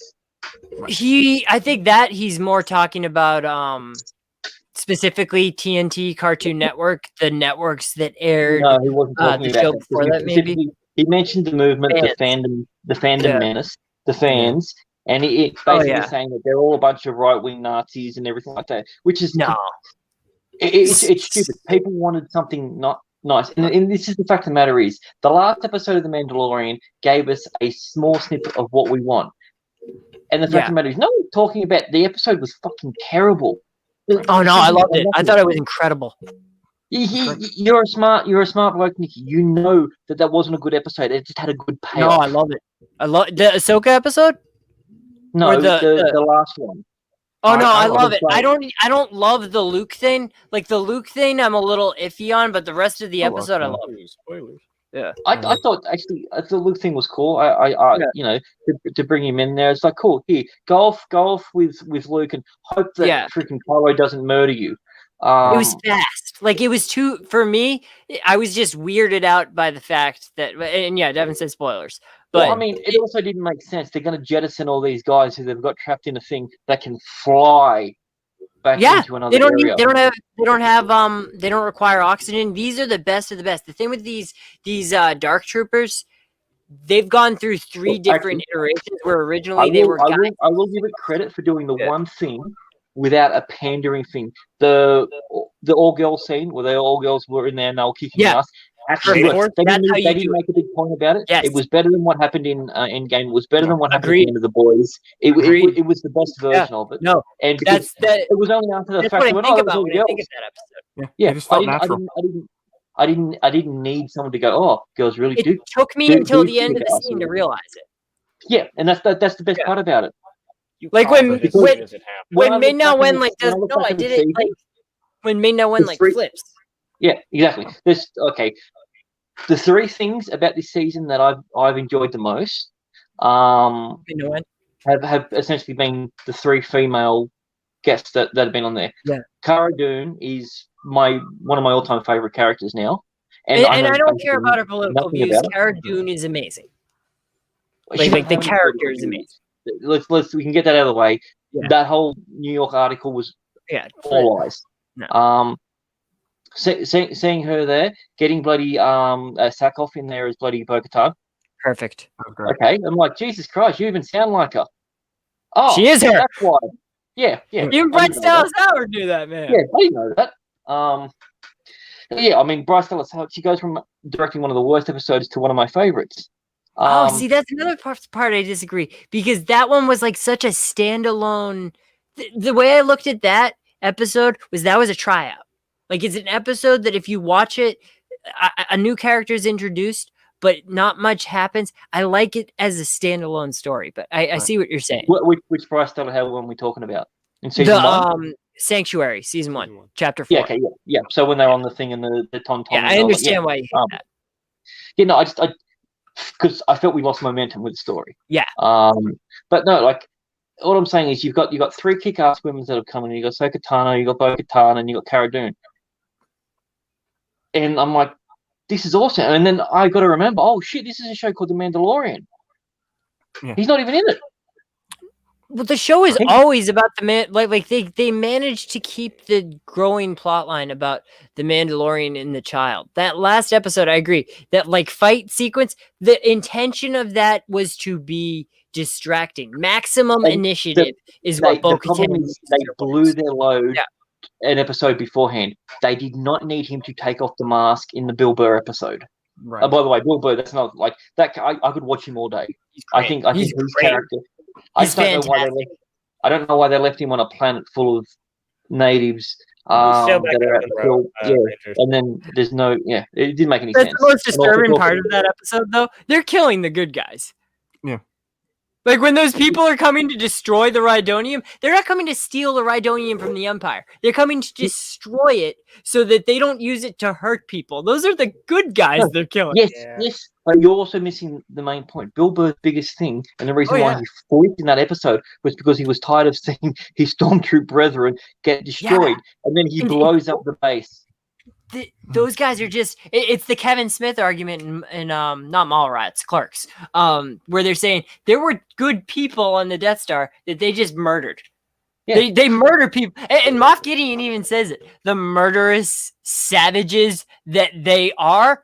Yeah, guess what? Every single character that you clap and cheer for in Star Wars, both lightsaber, whether they have a blue lightsaber, whether they have a green lightsaber, red lightsaber. They're murderous savages, and they do not care who they kill. See, I noticed you didn't say purple, so Samuel L. Jackson gets a pass. That's all right. Yeah, Mace Windu's a badass. He can kill whoever he wants. Yeah, badass motherfucker. Yeah, he's still alive. So he's tired of these motherfucking Sith and this motherfucking Senate. I'm tired of these motherfuckers. But you know what? John Boyega has bitchin' vests. Yeah, I'm saying I'll give credit. They blew their load though. They made him take his helmet off. If they didn't do that, but you know what? They can go more than once. That's the great part of being young. It's only no, but it's not. That's the point. It's him making the decision. It's like, even though I know I need to get to this kid, I'm still not going to take my helmet off to do that. And then refused to go in there. So you still have Bill Burr, but you got to have it with like Cara Dune or someone else. That same scene still happens, but he's on the side because he couldn't take his helmet off. And then yet, when there's no danger or anything like that, him just saying goodbye to the kid, he takes the helmet off, which he also shaved, which I thought was a little bit weird. All right, let beer talk. Let beer talk. If you're gonna have a mask on, why do you have such a glorious moustache? I know, but no. I will say I can see why you think they blow their load. I thought with that scene though where he takes his mask off in the previous episode was to kind of align it with the whole he will break any rule he has set. He'll do whatever it takes to save the kid. He'll do whatever it takes no matter what, and that kind of pairs up with what Bill Burr says earlier when they're hanging out in the thing, saying you'll break whatever rule you have to. It's interesting because I think you're talking about the blowing their load too early, and I'm glad that Matt brought that up because it's one thing to take your helmet off because the creed that he swore, the armor says the foundlings are everything. The foundlings are the future. So the whole entire don't take your helmet off rule versus protect the foundling, which one of those things is more strict? If he went to the armorer after that moment and said, I had to take my helmet off to protect the foundling, as sort of like a priest thing to do, the armorer would probably say, you know what? You did the right thing. I forgive you. Right. You protected the child. You did what you had to do. But we'll find out next year. Yeah, but we may find that out down the line because Mando, and this is another Filoni trope, he likes to pay things off down the line. He doesn't like to pay things off right away. But when it comes to taking his helmet off just to show the child his face in front of a Jedi, the sworn enemy of Mandalore, then I think the armor is going to be like, well, that time you chose to take your helmet off and you chose to break the creed that time. That's a different story completely. It's one thing to do it if you're protecting the child, you're protecting the foundling. That's another, you swore the creed, you swore to protect the foundling. That's part of it. But to do it just for vanity, in a sense, for self. That's why I think if they didn't do it for the first, but we're gonna see that. We're gonna get the answer. Make the weight of what he did worth more. Maybe that happens, and then that comes up because he does say it in the future. What happened to the armor? Where did she go? I don't know. We don't know. But like we're begging to see her again, and we will. I'm sure we will see her again. We'll tell you all about it when we see you again. But the thing with the armor and the creed thing, he's essentially Mandalore now, so he can make the rules. Yeah, and I honestly think, and I thought this was going to happen this year. I think we're going to get to a point where he just doesn't wear the helmet anymore. I feel like, especially after running to Bo-Katan, and with them being able to Bo still wears their helmet in battle. He'll wear it in battle. In battle, yeah, but when they're not in battle, and they're just kind of. It's a good idea. I've hit my head so many times while wearing that helmet. It's amazing. Right. This might be something that I'm missing, but I can remember in, I think it was either Clone Wars or Rebels or whatever it was, that they had the Darksaber and it was given to Bo-Katan.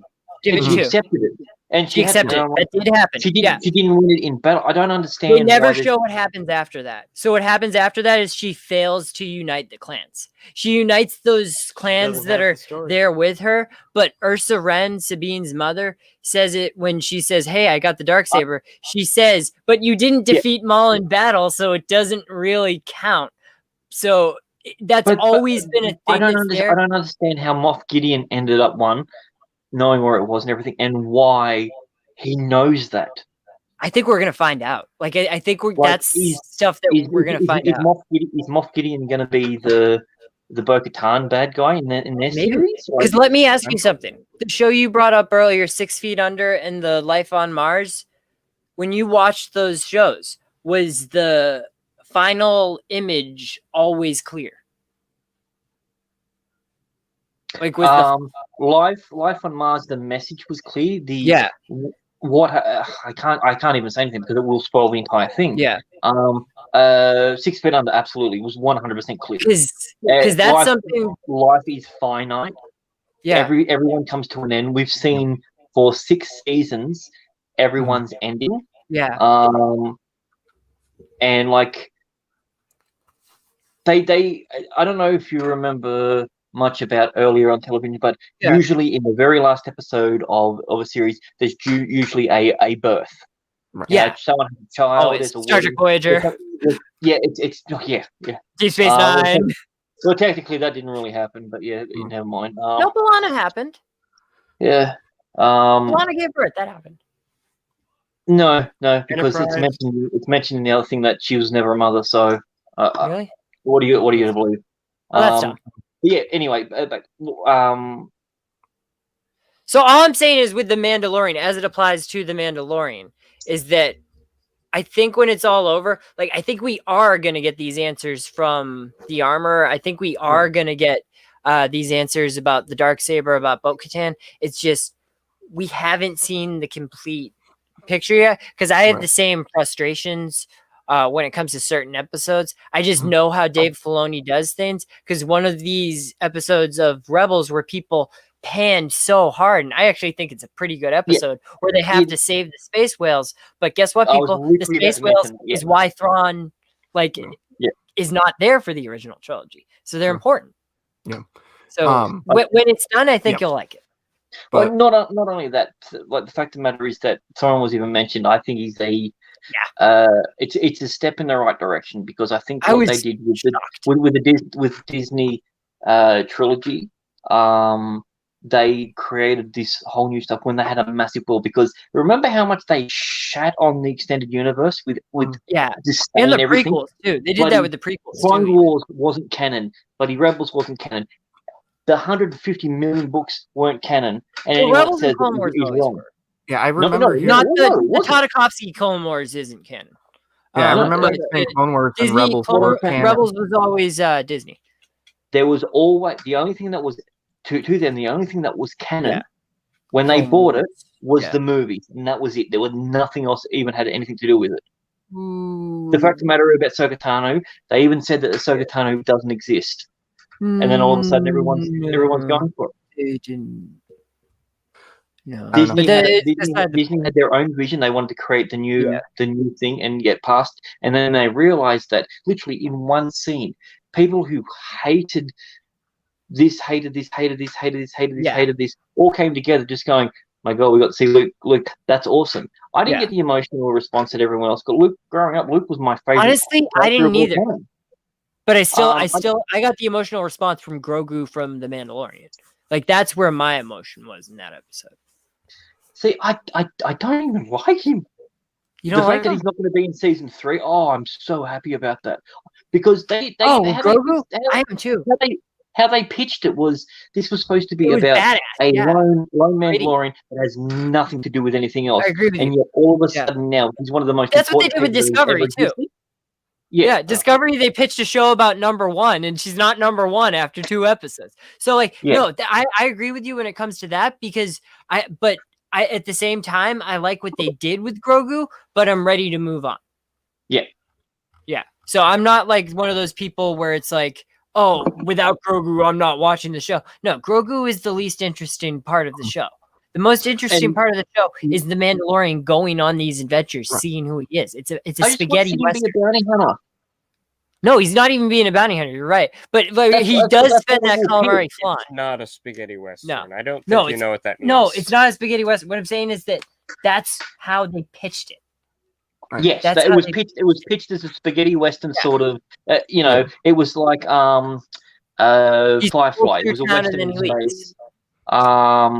He was going to go around doing things, kicking ass, taking names.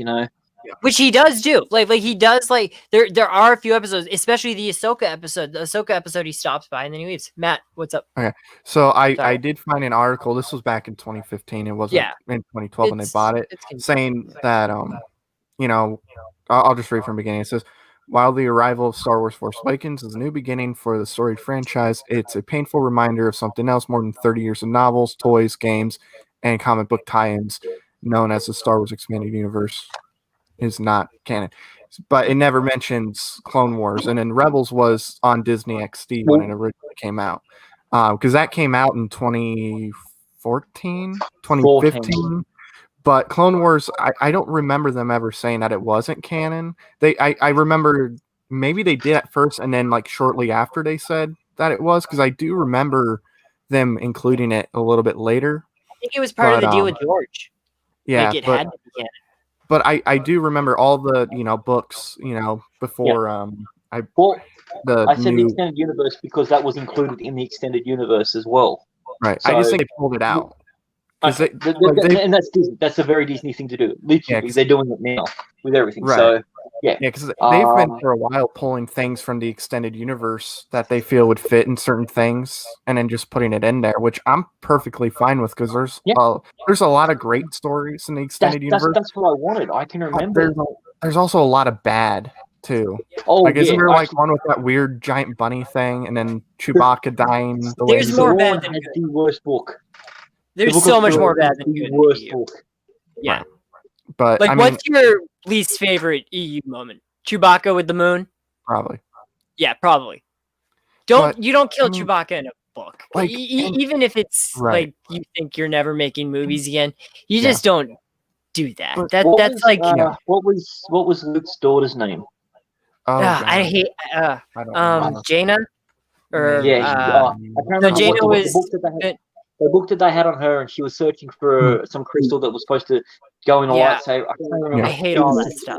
Boring Every time I read about that, like I'd always scroll online, like doing research about Star Wars, like in 2011, because like I was hungry for more. Yeah. And then I'd see stuff like that, and I'd be like, yeah. But did you see the Abrams treatment for his version of Episode 8? I did not. I have not. You have not. Oh, okay. I'm okay with what we had. It's only like 18 pages. It's only short. Okay. But essentially, Ray gives him the lightsaber. He's like, "I've been expecting you here," and she's like, "Well, what's going on here?" He brings out his wife, and he's got two kids. No.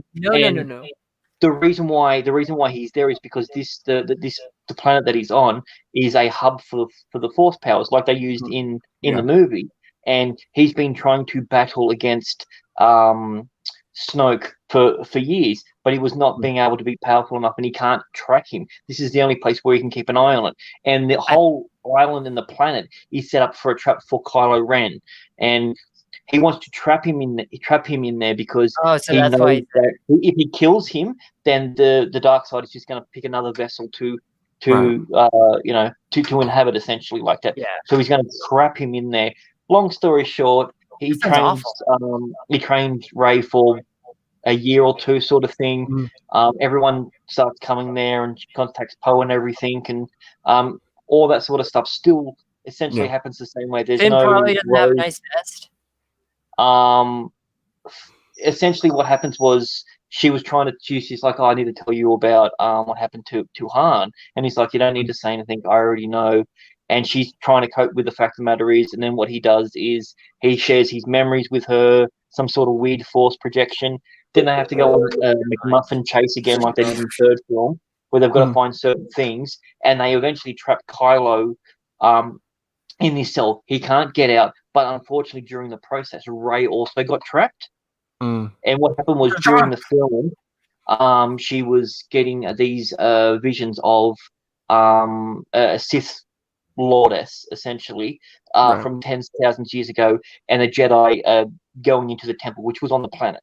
This was a planet where the Jedi and the Sith had their first major conflict. Lots happening. And she was seeing herself as the bad guy in it. Right. And that was So, like, happening episode 9. throughout the film. And he's like, this is how the dark side pulls you in. And as soon as she starts doing it, he senses it and he calms her down and he's doing, he's being a Jedi master to her and trying to pull it back and sort of thing. And then what happens is there's some text. So she's reading the text, and what happens is we don't know why, but she ends up getting transported back in time to that thing, and she is that woman in the past as the Jedi are coming in.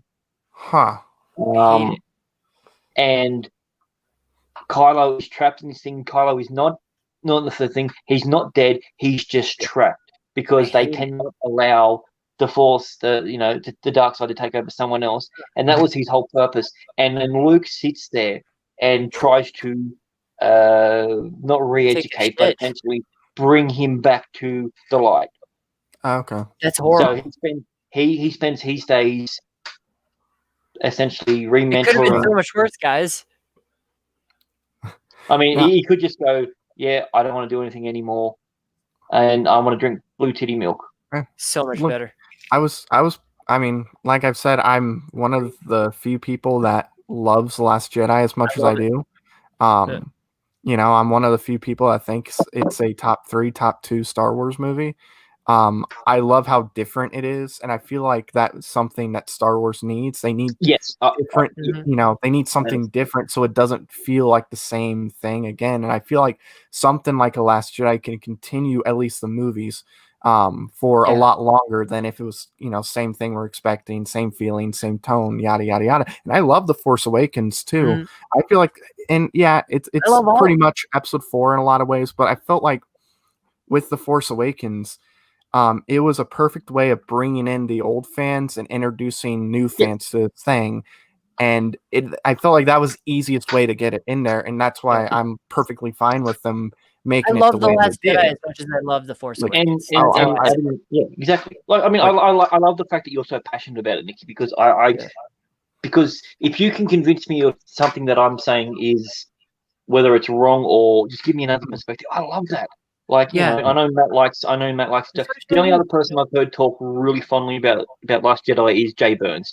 He loves that film to pieces, and he gives some good points and certain things that I like about it. The originality, it was long. I have it as my second film out of the 3. Yeah. I think the worst film, Skywalker. It is. Yeah. Which by default makes freaking I hated Force Awakens. Oh, really? But it worked with the mystery box element that J.J. Abrams likes to bring. Because I felt weird the first time I saw that. I thought I was like, oh my god, this is gonna be so cool. I can't wait to see freaking Finn coming in there, because I don't know what your trailers were, but ours were all Finn. You see this, you see him go bang, they were all Finn. And you see the thing where the battle come down, and it wasn't even the same battle. It was 2 different shots that they brought together. And I'm like, okay, and you had a bunch of dickheads going on. It's like, oh, freaking black, the stormtroopers aren't black. I'm like, that was stupid. Brown. You don't know what stormtrooper. Tamora Morrison is freaking Kiwi. He's not exactly white. So if they were retconning that, then I would have been pissed too. But that's not what they were doing. They were just saying that this is the point. I was 100% on board when he's like, I can't do this. When he's like, the emotion was like, oh my god, It's like the thing. It's like, are we the bad guys? Right. That realization. I always loved it. In the next scene, he's killing all of his friends and comrades and going, woo! Yeah.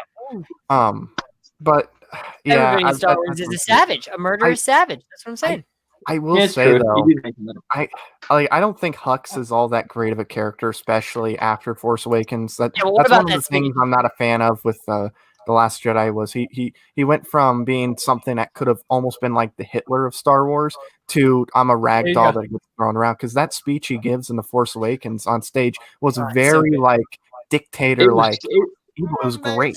I love it. Khaleesi's Third Reich. It was brilliant. It was. Awesome. Which we stand on, which you Like I built on, love which we the shipped. tone and everything about it. It was great, and then he gets turned kind of into a Spit bitch. out of his Oh, mouth. I love it. He Oh. cries.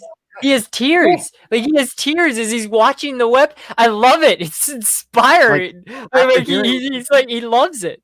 Like, and then even with Trevorrow's script, I thought Hux was better in that in a sense, and I loved his like end to it where he takes Mace Windu's saber and kills himself after realizing, oh shit, we're done. Oh, Here's the thing, though. That script, that would have been hacked to pieces by the time they recorded it. Maybe that scene would have been in the movie because that was a script before it ran by the story group. True, and honestly, I would have.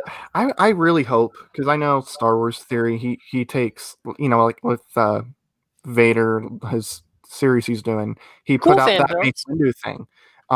Even if somebody did animation on that Trevorrow script, kind of similar to that, obviously wouldn't be as good. It's like over 2 hours long. I'm all for it. I would love to see what that script would have been. There's like a comic book. You'll get deep fakes of it someday. Mm-hmm. Yeah. Oh, we're 10 years away from that happening. Jeremy Johns did a what if video sort of thing on it. He did a what if review, and then Mr. Sunday did an animatic. Mr. Sunday did like a light animatic. That was pretty good. It's not. But that's the thing about the deepfake technology that we were talking about before, Grant. The reason I love that is because like 5 years, 10 years from now, we'll be able to make that Duel of the Fates script. We're going to be able to make that ourselves. Dude, we're just going to be able to make it ourselves. I did the deepfake of freaking Luke Skywalker from the original film to that, and I looked at it and I went, Jesus Christ, this looks 10 times better. It took me fucking an hour. It's the technology is there that we can make these things ourselves on nothing. A $700 computer, you could do that. And this is the sad and scary part about it is if they got someone like a Sebastian Stan who has very similar features to a young Mark Hamill on there, and they put him in there and did just even like the Instagram filters where you can put a face on a face. If every other part apart from this looks like Luke Skywalker and then you throw it on there, just doing it live on your freaking phone looks better than what we got. Yeah. Like the Moff Gideon, Moff Tarkin that we got in bloody. There's scenes where it's brilliant and there's scenes where it's it. Yeah, I don't like the fact that when someone dies, they're going to bring someone back and then do something like that. For whatever reason it is, if someone's died, I mean, I love everything about Doctor Who, and all I wanted to do is have the War Doctor in more stuff. But John Hurt's dead. We can't do anything about that. I do not want to see someone else because there's a cadence, there's something that every actor brings to their role. Right. I do. I agree with that. The Darth Vader who was in Rogue One looked weird. The physical movements, even Luke. It was two different guys. There were two of them. Yeah, but, even they had Mark Hamill do the voice work in the last episode of Mandalorian, but he wasn't the physical body. I thought. I agree with that. It didn't look like. I thought, oh my god, they're doing freaking Leia. Leia's going to come in as a Jedi. It looked more like Anakin than it did look like Luke when he was fighting. Yeah, and I don't mean that in like a stylistic sense. Right. I mean it as, that doesn't look like who Luke was. Right. Yeah. Like he would look older. Right. And you know what? That's another thing. And I'm usually against this because I'm not a big beard guy. But give him a beard. Give Luke Skywalker a beard in that scene, and he looks better. Right. True. Well, it does. It also hides any imperfections. Yeah, his mouth moves weird. Because you couldn't do that with Superman, but you could have done it there because there's no like established canon for that moment. Right. No, and that was like. And here's the thing: in Superman, if they do a future thing and they give him a beard, that would work as well. Yeah. True. Because we haven't seen that. I don't want Superman with a beard though. That's just a personal perspective. Henry Cavill with a beard. No, I'm not because I know it's just Superman. Like I like Superman to be Superman. I'm a traditionalist when it comes to Superman. So you're not into the you talked about Michael B. Jordan. You would not want to see him as not Clark Kent, but as Superman. You don't want to see him as Superman at all. So as long as we still have like the original, I don't like the either or. If it's they're doing a different thing while they're because that's what I say about the Robert Pattinson Batman and Robert the Robert Battenbat, yes, and the Pattinson, Zack he's Snyder called Snyder cut. Pattinson. People saying the Zack Snyder cut doesn't matter, but here's the thing: if people love the Snyder cut, we're probably gonna end up getting that Robert Pattinson or the Ben Affleck Batman movie and the Robert Pattinson Batman movie. There's Well, no reason we can't have both. They're There's talking about doing a series with Affleck, a HBO series, and exactly. then another movie with Patterson. There's with Patterson. no reason we can't have both. That's always what I say. Have you guys seen the photos from the paparazzi of Ben Affleck, like somewhat recently? How skinny he looks. He's fucking yoked, man. Yeah, he's ready for it. He's doing it. It's happening. Here, I'll pull it up because I saw it on Twitter. He looks skinny. Because he's a sucker for just not for money. Like when he was can't give up earlier. on something. Like he physically can't give up. Hold on, I'll pull it up on Twitter. Whether you like the movies or not, when it comes to comic Batman being put onto film, he is the closest that you're ever going to get to looking like. He looks like Batman. He acts like Batman. He and sounds because like they skipped so much. Like because they skipped so much, like because they put him in, boom, this is Batman in year 20. Yeah, obviously it wouldn't work if they're trying to make that in the first year. No. He's a 50-year-old. That's why it's so good. So that's why it works. Yeah. Here is Ben Dead Affleck, Robin. what he looks like pretty recently, where he doesn't look like he has a lot of muscle. Fuck you guys, I'm Batman. Oh shit. Yeah, because he looks different. I mean, he's got a bit of crow's feet. He needs some makeup. Okay, so, that was taken in the beginning of December. But all the filming and everything that he did for Batman had wrapped up freaking 6 months ago. Yeah, I mean, but I'm talking about post Snyder cut. He would have to gain that back. I don't know if he just maybe that's just what he wants saw the to. one where he was doing the stuff with Snyder cut, and he looked bigger than he did in Batman vs Superman and that. They're gonna do that series, so right. Well, I do because we are about an hour 46, and I do want to get to those videos real quick. Yep, let's do those. Yeah. So speaking of Ben Affleck, or speaking of Michael B. Jordan, I don't know because Aaron sent me what the videos are. So I assume in this video, it's gonna be about Michael B. Jordan directing Creed 3, and then there's something to do with Barbie. I don't know what that is to do with. It's something to do with Barbie. I thought Daniel Kaluuya was Barney. I don't know. It might be. Or is in Barney. We're about to find out though. What is Barney in Wakanda? Is that what we're getting at here? Barbie, the doll. Oh, Barbie. Okay. Yeah. What? My bad. Sometimes Michael B. Jordan could play Barbie. I'd buy it. Barbie in Wakanda. It's playing Barbie. It's Barbie in Wakanda. Transitional role.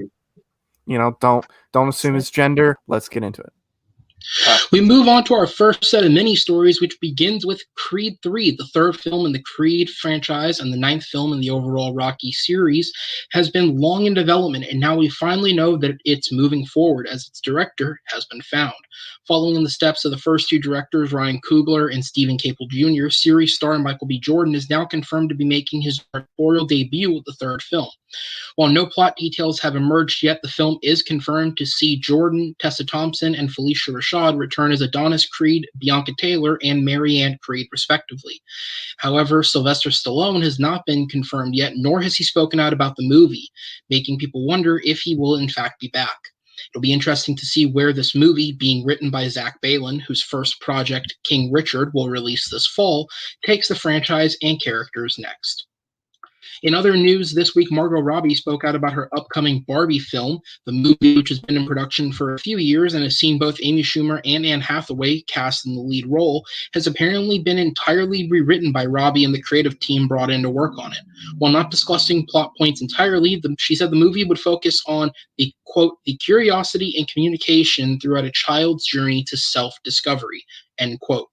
Robbie will star as the film's interpretation of Barbie while also serving as producer alongside her husband, Tom Ackerley, whose most recent film, Promising Young Woman, can be seen in theaters currently. The movie is being written by Noah Baumbach and Greta Gerwig, with Gerwig serving as director. While the film doesn't have a current release date, it's looking likely to be coming sooner rather than later, as Gerwig has no other projects upcoming for her. So I don't know a whole lot about the Barbie thing. All I know is it's taken perfect casting. perfect casting for one, and two, Margot Robbie is married, which is very, very sad for me. Good for her. She's married, happiness, but that does make me sad because that means One's married too. the chances of marriage between me and Margot Robbie happening is slim to none. I didn't know Greta Gregberg, whatever her name is. Greta Lady Gerwig? Bird, Lady Bird, all that stuff. I didn't know she was a part of this at all. I was on board until I heard that. I don't like her either. Her writing. She's a great director. Yeah, I don't dislike her. Yeah, no. I think Lady Bird was one of those ones that was clearly robbed for what it should have got. I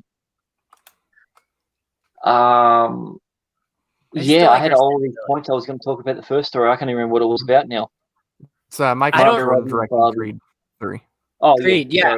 The Creed story is good. I like that Michael B. Jordan's directing. It's very Stallone. Stallone directed the Rocky movies. He doesn't like it. Here we go again. Coogler did such a good job on Creed. But he's busy. He's what he needs. Get him back. Get him doing it. We're doing the same thing that we did with Rocky, because it's literally getting worse every film. This is going to be the worst out of the three. I'll say it right now. This will be the worst out of the three. I don't disagree with your prediction. I just think that it's good to give him an opportunity. What it does is that it adds another black director to Hollywood who has a prominent name, who will direct more movies in the future. It's just one point. Why does that matter? The fact that it doesn't matter. It doesn't matter. No, it doesn't matter. That's just one point that I'm saying, that there are good things about this that you can take from it. You're always trying to get a new perspective on things. I'm just trying to let you look at the good at it. He's a first-time director, yes. But he's a first-time director, first-time writer. It's either going to be brilliant or shit. And that's fine. But the idea of being pessimistic about it is a wrong talk. No, I liked Creed to the point where I put it as my second favorite film around the Rocky boxing thing. I've got Rocky 1, then I've got Creed. That's the order. Everything like Rocky 3. Is Rocky 3 okay? Yeah. Rocky's my favorite. I think Rocky 3 has the perfect 90s cheese versus action versus character development. It's a great amalgamation. Yeah. Not the greatest film. I think it's Rocky and Creed. And literally, if you ask me tomorrow, Creed might be my number one. Yeah. Rocky might be my number one. It doesn't it's that good. And Coogler, a director who hasn't really directed anything that I really overall love. I love that film, and the idea of him not doing it again, I was just hoping he would come back and do the third one, because I didn't like the second one. I liked the second one. I didn't love it. It's nowhere near as the first one. I liked it. I do think, kind of with Creed, now it's at the point to where I really didn't need a second Creed at all. I would have been fine with Creed just being its own thing, and there's that. And so how I look at it is, if this movie sucks, I'll move on. It's not, it's not going to be the end of the world for me. But if this movie is great or is really good, we might have another, great, transition of, being an actor to being a director. We might get another great director who used to be an actor, because we've seen that. And that could be the case. And that's what I'm. And that's what's good about it too. Boxers have long careers.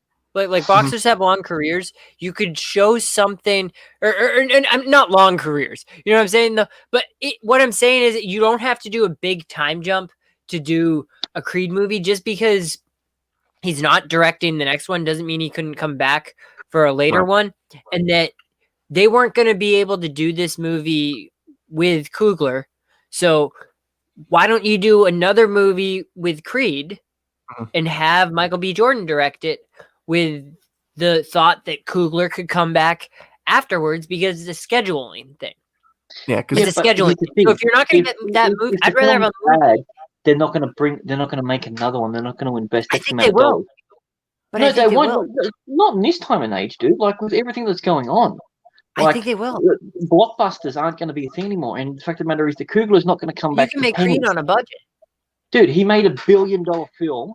and he made one of the best boxing films of all time. He's not coming back for pennies. I think that the industry will shift in a way that Coogler could still come back for Creed 4. I mean, I still think this movie will be. I'm just saying the studios aren't going to give him the money that he needs. Right. Make it a much smaller film. Like his thing, Michael B. Jordan as an actor is a great actor. As him in his film, it's his best work. The fact of the matter is, I've never seen maybe one other actor that actually looks like he's a boxer, that isn't a professional boxer. His form is phenomenal, and the fact of the matter is, bigger in Creed than he is in real life. He got knocked out because he took a full punch and got knocked out. That was a completely real. Against Triple G, like it was crazy. Like he is so good in front of the camera that 1 second of him being behind the camera takes away from that performance, and that's the thing. Because one thing I've never ever said about Creed is that I don't like Creed, the character. Right. I think his performance is phenomenal. The fact of the matter is that he wasn't the best actor that year is ridiculous. It's freaking Stallone was nominated and he didn't, and Michael B. Jordan didn't win. Like, it's true. Maybe it's my advice. I'm a combat sports sort of guy, but for me, it was the best performance I've seen in a long time. So I love him in that thing. But anything that takes away from that, that's where you worry. I like your reasoning because. Yeah. Like the way I look at this is with Michael B. Jordan, if he was going to make a directorial debut with any like movie, I feel like this is probably the best one he could start out with because he understands the character really well. He clearly loves the character. He didn't, I don't think he would direct this movie from the get-go. It's the Kevin Smith argument.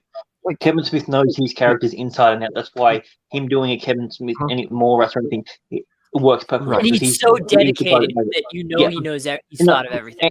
And I get that. I'm just worried because I like Donald Creed so much that it's going to take away. I don't want to see a Rocky IV scenario happen. Right. But that's why he's going to knock it out of the park. And I agree with you. Rocky IV is not a good movie. It's a music video. But that's why I think he's going to knock it out of the park because he's just so passionate and so dedicated to everything that he does. He's not going to let the acting be sacrificed in favor of the directing because he's going to be directing himself. He's going to be more critical of himself than any other director would have been on him. He's so good. He's going to knock it out of the park. Coogler and him had a really good back and forth. Right. Yeah. Constantly. And it was the reason and he learned a lot. Yeah, exactly. And it's the reason why he was doing stuff with Black Panther and that. And he's turning around, he's like, he learned so much from him turning around and saying, no, do this, try it this way. And for the kid to go out on his own. I love it. It's going to be so good. That's what I'm saying. You're going to be blown away, Grant. You're going to be blown away. I'm so happy about your perspective because it means you're going to love it that much more. This could be like a John Krasinski type of moment. Yeah. He's going to do it's going to be beyond that. Or it could be like a Bradley Cooper with his directorial debut being A Star Is Born. It's going to be like Jonathan that might be Frakes' better First Contact. because A Star Is Born isn't an original movie. It's something that has been done before. So he probably understood what the story was, not a lot more than if he directed like some random thing. I think that's lightning in the bottle because I don't think anyone genuinely thought a movie that was made the fourth time was going to be the best. And having the lead guy, first time directing, doing something who's not a singer, being in the lead role, and it being as good as what it was. I mean, I think for me, that's lightning in a bottle for a movie. It's that one. And also, Dolph is incredible. I love the original. Hated this Streisand one. I think that was the worst one for Chris Christopherson in that one. Okay. But it's close to being my favorite. Right. Yeah, it's a great movie. It's so good. It's such good of a film. Right. But I mean, it has that capability. I have that excitement. I think that he could do it. I'm just, especially because it's in the same universe. It's going to be a Rocky IV. I mean, I don't think so. No. It might be, one of the better ones in that franchise. We don't know yet. That's why I think we need to see the first trailer or footage to see. I don't get even an need idea that. of how he directed. If Who's we more see talented, we Stallone don't or know. Jordan? Just think as he could- actors, actor-wise, probably Michael B. Jordan. actor-wise. That's what I Even like. though Stallone's Jordan given is. great performances. If he was an astronaut, he would be the best astronaut. If he was an NBA player, he would be the best NBA player. He's just that type of guy. He's that dedicated. Right. Oh. No, yeah, you can be dedicated, but there's you've got to have a talent behind it, and he has a talent. Yeah, and no, that's and the he point. has it. That's the reason. Like you okay, put it this way. I don't know. I'm He's not gonna saying that kill it. he's more dedicated than what Tommy Wiseau was when he made The Room. Right. What year is this movie coming out? Yes. I don't know, 2030. Who knows? Yeah, no, but that's the thing. I cannot wait for this now. I don't know. Maybe this movie comes I'm out more to the point where talking this about would be this- the Rocky 6 of this franchise, where it's an old boxer because it comes out in 2085. I mean, and this is the thing. I don't hate Balboa. I don't. I think I love it. I think love that's it. actually a really good film. Yeah, I love Rocky. It's so Balboa much better a lot. than it should be. That's what's good about that movie. 'Cause that Rocky Stallone Rocky wasn't 5 disappointed with it. He spent. They like, make you freaking believe he 15 can years win. writing the script and working out what he wanted to do. And like, there was passion behind it, and you can see it. Sure, it was a little cheesy at times and different things, and the version that was, you don't know, It's amazing. even subtitles on, you know. Like it's. I think that's like my fourth favorite. Like it's right in the middle. Yeah, it's a real good one. Yeah. It's not the best for sure, but it's definitely around that 3-4 area. I like it less than Creed 2, but it's right after Creed 2 for me. See, I like I'm it in more a than situation that if we never ever got a second Creed, I would be bitching, complaining that I want to see him again because I liked it so much. But after seeing the second one, I'm like, no, one was enough. Yeah, it was perfect. Weren't thinking do a Rocky road trip movie or something like that? Oh no, that was was it Stallone Ice Cream? Rocky. Yeah, it was. That's going to be a series. I knew I heard something series, like that. yeah. I'm sure we're not getting it now. It's just Oh, like. God, no. Actually, no. Actually, you know what? Maybe we will because. And I want that Starhawk Warner movie. movie. Give me a James Gunn Starhawk movie. There you go. So because now we're at 2 hours. I'll bring up the stories. We you can guys tell save me, them. like we could save them, but tell me which ones you would like to talk about today, if any.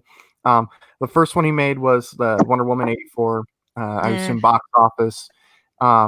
The second video was the Flash and Batman rumors, which I have no idea what those rumors are. I'd rather talk Flash and Batman just because Wonder Woman. It's so like the word success is so conditional and so just.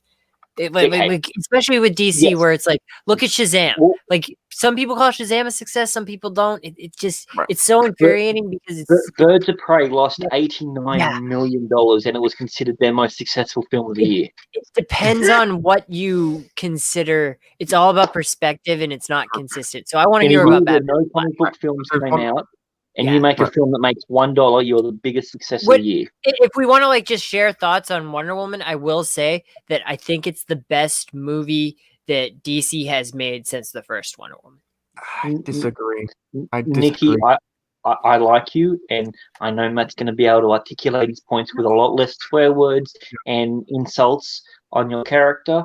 So all I'm gonna say is that I think that your perspective is a little bit warped because you enjoy the first one so much, and that you enjoy seeing the character like I do. I love seeing her. God Woman does God Woman stuff. You can put Gal Gadot as Diana Prince trapped in an elevator for 3.5 hours, and I'm taking my entire family to the cinema. She's so much better in this one, though. But can you agree that she's so much better in this one? Like just acting. I think she's a better actor in this one she's because she's a better actor. She's a better actor now. Better with words to work with. That's the problem. We're all on the same page on that statement. Let's talk about Batman and the Flash. Well, we also have one more video. Let Matty finish what he was saying. So, okay, so I definitely disagree with you on the whole Wonder Woman being the best since the first one. I think the first Wonder Woman is either the best DC like EU movie or it's the second best. I think Shazam is up there. I had a blast with Shazam. And I like Man of Steel. I don't love it, but I like it. I think the first flight when he's taking off for the first time, I love that scene. Just where he's like kind of struggling, and then once he gets it, you can see how excited he is. I love that moment too. Because he's a human at that moment. It's like you can see the human. It's like, oh my god, I'm actually doing it. You could say what you will about the action of them just throwing each other into buildings. If you enjoy that, that's your thing. I don't think it's bad, but it looked cool. But I don't think it was a great action scene. I think there was great moments in there. I actually think the killing moment was a great moment in the movie to see like how he hated that he had to do that, and then when he does it, you could tell he's just in agonizing pain. Oh, I love the yell. This, yes, thank you. It's the last of his kind. Smart opinion on it. He has to kill the last of his kind. It's like he knows he can't stop Zod if he doesn't kill him, because Zod. He could have flown in the air, but he didn't know that at the time. He didn't know what he could do. He did what he thought was right. He wasn't willing to risk humans to save Zod. And then the video, that scream, it was different to the Reeves one. Heartbreaking. It was. And Lois stops and looks at him her reaction is great because she like she sees it. Yeah, and also, sorry, I just want to add one tiny little thing. I actually like this film so much more because I actually got to see who Lois is. Lois was the main point. She was our view. We never saw that in another one. So right. Yes. And Amy Adams was on an episode of Smallville. Right. I need to remind people of that. Right. But I also really loved too was like when Zod takes over all the TVs and everything, just the feeling tone in that. That's freaky. That was awesome. That movie's and then it goes off, and then the light bulb it doesn't. Why can't I pretend I'm your son? I am your son. Oh, I love that scene. You know what I liked about that also thing is the fact of the matter is that they said to Sandra, why did you go for that weird effect? He's like, well, he's outside the belt. There's a radiation belt. His transmission he's not going to come through clear. Right. With the video and the audio, and I went, true. I love it. I actually really like that. Yeah, I love it. It's a masterpiece. Snyder thinks of things that other people don't think of, and he said this about like Justice League with the Flash. The reason he hated the Whedon cut with the Flash is that he's pushing people out of the way, like he's pushing people at super speed. And Snyder said that he doesn't know about how other people do it, but he hates that because he always thought that if you're pushing somebody at super speed, they're going to incinerate. Yeah. Yeah. So he thinks of things that other people don't think of, and it brings a unique take on the characters, but it's that's why I want him to keep doing what he's doing, and DC can do other things, but what he's doing I love. I mean, I don't think he's the worst director like some people were saying. I like Man of Steel. Batman v Superman, I really didn't, because it felt too rushed with a lot of stuff. I think Wonder Woman. You've seen the extended cut? Yeah, but it felt like I don't think that's a. It felt like it was not like the Rise of Skywalker, where it almost felt like two movies were put in, where it's what JJ wanted Episode 8 to be, and then his Episode 9. But like it felt like there were points in the movie that could have been put in for future movies. I didn't really like the Doomsday stuff at all. I thought there were some great introductions in that, and then the flash drive thing, where that's how we see the logos, everything. Flash drive is out of fun. But still, in all fairness, it wasn't flash drives; it was emails. Yeah, it's emails. Yeah, still, then but he's the one not really a fan of that. But it's not a bad movie. It's okay. I would put Wonder Woman 84 in that. I'll be back in 1 minute. Okay. Can I sleep? I put Wonder Woman 84 though. I put it in that category where I think it's okay. Yeah. It felt weird watching that movie, because there were moments where it's like, okay, this feels like an 80s movie, and then it felt like a modern movie at times, and then there were moments I'm watching the movie and I'm realizing, well, this doesn't look like this is taking place in the 80s. Like, it's especially the second half of the movie is like, this looks like Christmas scene did not look like. I even said to myself, like, did they jump film? Did they jump to 2020? Yeah, and it's like, why, if you're gonna base your movie in 84, try to make it feel like it's in 1984, because there's been movies in the past that have been able to do that. Like, I thought Pedro Pascal was great. like, I mean, there was some great stuff too. I thought Pedro Pascal, he Pedro hammed it up at Pascal. times, but I felt like when he hammed it Yeah. up, it was appropriate for that. He got to be a Latino guy for once, and I Yeah, love like, that. I thought he was great in the movie. I think he's the best part of it for sure, and I think the acting for the most part is good. I don't know what it is about these comic book sequels where we get those, like super villains that start out with like the nerdy look with the glasses and everything. We got an Amazing Spider-Man 2. We got Kristen I heard Wiig, a lot of Liv, those and comparisons. I think this does it a lot better. just Um, yeah, oh yeah, definitely. Because Kristen Wiig is hot.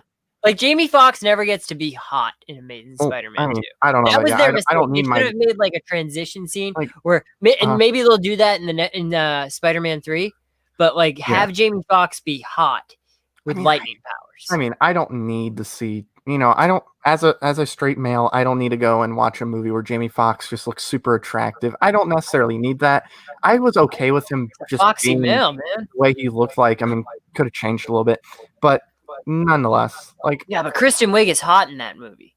Yeah, but like that's what I like about it. I had that fear. I said this however long ago. I thought the look of Cheetah was not great.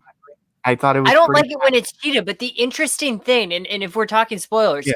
the way that the wish system works, is that you need to take it from somebody else. People are complaining that she had 2 wishes. She didn't have 2 wishes. What happens is that Max Lord, Pedro Pascal, took the Cheetah power from somebody else and then gave it to her. So somebody with the Cheetah power made a wish. Right. And then he took the Cheetah power and gave it to her. So that power came from someone else. Could you just I'm going to jump in on my other account. I'll jump in a second. So yeah, I'll just do that because I've got like 1% left. Okay. I need to sleep, guys. Yeah, I'll play the Flash. Let's just leave so Grant has nothing to come back to. Right. No, that'd be terrible. No, I like Wonder Woman 84 was okay. I like it. What else are we expecting this year? I mean, I was hoping, just especially after the first Wonder Woman, I was hoping for something better. This was, somebody described it perfectly. This was almost Iron Man 2 like, in a sense of you had the first Iron Man and it's great, it's awesome, and then you get this, you get more. It's like it's fine. Like it was as happy as I was all year. Like there were and I noticed too watching the movie, there was like moments where she's running and you can see her running and it doesn't even look like Gal Gadot. it almost I didn't get that. But I was just happy. What I noticed today. I was watching and at first you can see you see Gal Gadot, but then it kind of goes on that side shot kind of in the distance. When she's running out of the car, it looks like no. No. When she's running, when she takes off for the flight thing, like she jumps and she goes up. No, I know what you're saying. That looked more like it was like almost it looked more like Linda Carter. But it looked more like Linda Carter in that scene. That's what it was weird about that. A little bit, but I mean, I thought it was okay. And nothing special. I like it. Hey, Grant. There were good moments in there for sure, but what time is it where you are? Because you have so much energy, and I'm so tired. Oh, it's 12:28. No, Grant. I know where you are. Are you East Coast, Maddie? Yes. Yeah. Well, okay, I mean, at that time zone. If you said East Coast and you said it's 12:20, it must be 4:20. Let me have a look. It's always 4:20 somewhere. Kristen Wiig. There you go. I only came into this you came? At a weird sort of time. Yep, I did. It was, I mean, that's what you were doing? Wonder Woman. Yeah. Yeah. So, Cheetah Girls. That's what does it for you. Like Linda Carter when she was running. It looked like Linda Carter. Like when she runs, like when she's about to take off and fly. What she's doing. Yeah. Like, I get Flash when he runs like a dickhead. And because he doesn't run fast to get into the Speed Force. He has the ability to tap into it because you've seen it when he just moves back. Yeah. His feet don't move. He's a giant vibrator. Everyone knows it about Ezra Miller. Yeah. So it's a frequency. Yeah, and that makes sense. So I get that he runs and moves differently, but Wonder Woman doesn't have any of that. Yes, she's entered the Speed Force once in the comic, which was stupid. I disagree with it. That belt, right? Wasn't there like a belt? No. She was very angry. so she was able to run faster. Yet she's been more angry. Tapping into the power of Hermes. Sort of Oh no, the belt was a Smallville comic, I think. yeah. No, it's season 11 of Smallville. That's a good comic. Yeah, actually, it's phenomenal. So good. Yeah. The Red Tornado stuff, it's awesome. Well, actually, it was Red Tornado done right. Yeah. But yeah, like yes, I looked at it and went, "Is that Skinny Linda?" It's not it. It did look like her. It looked like her. It reminded me of Man of Steel, where you see Chris Reeve. Yeah. Also, the one thing that annoyed me was this. Oh, there's a phone. I'm going to pick it up. Oh,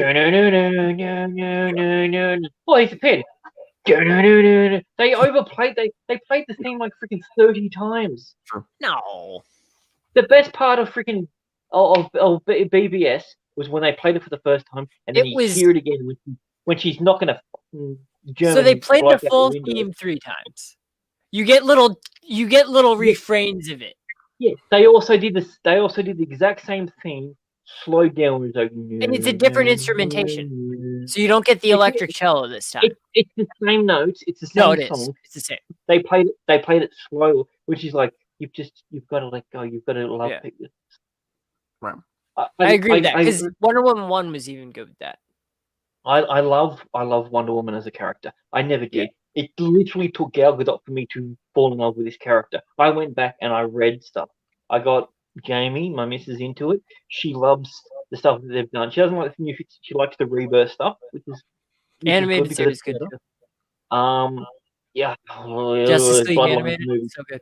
Have you seen the Bloodlines movie? Oh my god, that hurt to watch that. But Bruce Timm Justice League too.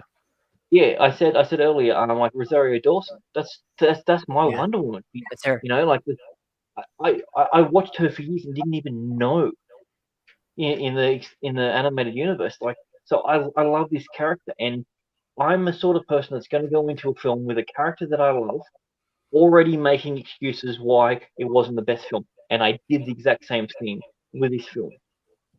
I knew there was going to be issues as soon as they said they're going to release it on HBO Max instead of in theaters. I knew about the multiple reshoots. I know that her weight fluctuated in 3 or 4 different scenes in a row. I'm like, she's okay. All right. Yes, I already made excuses for that, and I still came out feeling disappointed. And that's the worst part about it, is because she's my favorite character, actress playing a character in it. Like, yeah. I've never the Trinity, the 3 characters. Father, Son, and Wonder Woman. Yes, that's what I'm talking about. When you've got Gadot, Affleck, and Cavill. All together. Did you see that video of Cavill building a computer? By the way, oh yeah, it's inspired. It inspired me. That's why I'm doing it. In all fairness, it wasn't the hardest step, but it wasn't the easiest. Yeah. But I managed to get through it. So. And time passes. Like, he's at it. He doesn't give up. Yeah. But what I'm saying is, like, I think that's the pinnacle of, if comic book fans want to get something to screen, that's them, and they did it so good. And I don't see Superman. I see him as Superman. I see Affleck as that, and it works. Yeah. It melds together so well. Casted perfectly. And then they're let down by the stupidest dumb things, like overblown budgets to force them to stupid shit in later on. Like, Man of Steel is the best film in the franchise because it has the lowest budget. That's purely the super reason why. I like Shazam. Shazam was fun. Shazam was Guardians of the Galaxy style sort of thing. Yeah. I didn't take it seriously. I didn't think they were going to introduce the Shazam family as Shazam. I think the first 2 acts are perfect. Okay, I'll say one thing. I love Shazam up until the point where what's his name to it goes in and throws freaking was it Danny Glover? He got Lex Luthor's father from Smallville out the window. John Glover. Yeah, he throws John Glover out the window. Yeah, like that, because I see that, and that was fucking horrifying. I'm like, oh my god. No, I love that. This is awesome, but at the same time, I'm like, oh, I'm not watching a horror film. I'm watching a kid's cartoon. That's why I liked it, because it was freaky. Like, it looked spidery. It looked like that's what I wanted. Like, do Yeah. Shazam, but do a dark Shazam. Do that. Yeah. Because Don't give me this kid shit. Yeah. I didn't want the kid shit, but before that, I didn't want the dark shit. I wanted the kid. Like, I like was the weird. fact that DC's finally not taking himself so seriously.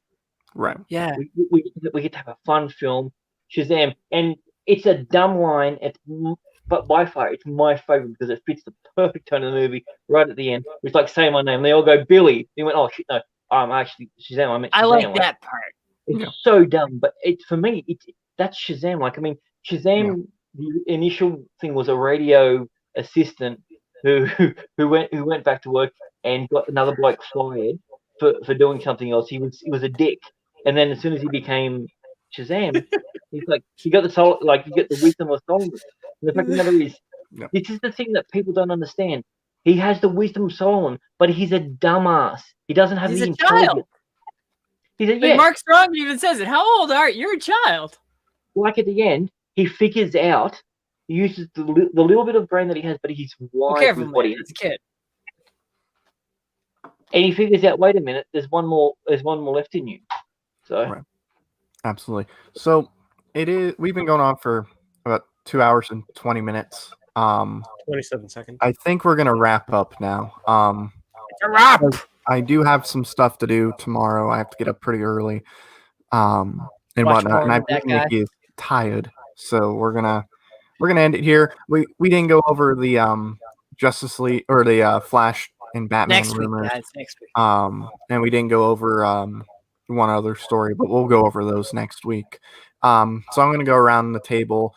Grant, where can the people find you?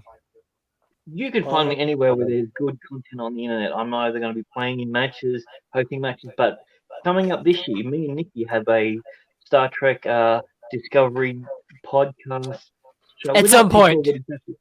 Yeah, it's at some point. We're going to go through each of the episodes and talk about what I didn't like and what he really liked. I can't wait. About them. I also have a new series that I've already filmed 2 episodes of there. I've just got to do a bit of editing. It's called the G Rant, where I basically say what I like and dislike about pop culture going on at the moment. And then, maybe once a month sort of thing, I'm going to do an interview with someone who has inspired me within our own small community. And everything. I've had a couple of different people on. I've already spoke to Jason Inman about some stuff. So I'm going to bring that sort of thing back. I'm really looking forward to it, and yeah, who knows? Maybe someone that was on the panel, maybe that this guy, wherever they are, they'll be on there, and we'll get to know the real version of over here. We're going to get to know the real version of Mr. Beer and why we never see him from the neck down. And what is Devin really like behind the mask? Who knows? No one's ever seen it. Is this What does that orange spot mean? Yeah, exactly. I don't know. But yeah, that's what I'm doing. I'm going to be doing different interviews and whatnot. But yeah, check out when it comes out the G Rant. It's going to be about 10 to 15 minutes of me going absolutely ballistic about whatever it is that you love. I'm going to try and destroy it. Awesome. You should put like some Snoop Dogg as the theme there. My New Year's resolution was trying not to be so much of an asshole, but then I went, nah, I'm just going to make the G Rant instead. It's good. It's fun. Yeah. All right. And then now we're going to go to Nikki and Devin. And update as I put in there, the kid did not show up, but we do have Nikki and Devin. Where can they find you at?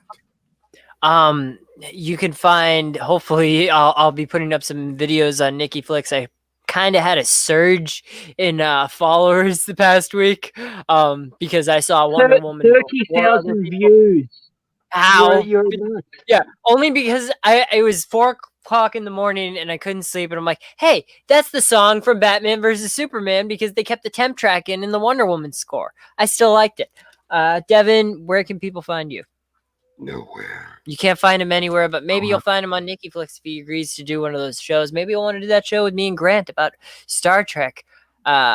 we got to do that. Like tomorrow night, midnight. I don't know what time we got to work out the times for that, but that'll be the coolest thing because you're gonna have like an awesome guy who hates everything, and you're gonna have like another awesome guy with awesome vests who likes everything. So it's gonna be fun. Oh, but are you gonna be there as well? I'll be there. I said I hope Devin comes. I don't know if he's gonna be there. Devin, are you in? No. You in, Devin? He has to work. Be careful with your words. Because if we do it, it'll have to be like this time, and then Devin like won't be able to go to work the next day. Oh. He works. He's a working man. I stay home all day like a bum. I wish I could stay home all the time. I don't. But I unfortunately have to work. I wish I worked. I guess Devin and The Essentials. That's a new Marvel spin-off, by the way, The Essentials. Oh, that sounds great. It sounds better than the Miss Marvel show. I can't wait. Oh. Right. Well, before we get into that, you can find me on this channel. We haven't done an Inside the Horseshoe in a few weeks, had some personal things going on, but it seems like we're past that, so we should have an episode at some point this week. Not sure when yet. Depends on availability and all that good stuff. And then you have my personal channel. It's just my name. It's a picture of me with Ryan Johnson, hanging out, all that good stuff. The moments before he was hated by a lot of Star Wars fans, which makes me very sad because I think he's a wonderful human being. I'm on the show, and you might see me pop up on other things every now and then. So thank you very much for tuning in to After Dark this week. Like I said, we have some other topics we're going to go into next week, as well as whatever happens, I guess, from now till the show. So thank you. Now we're playing the intro, and bye-bye.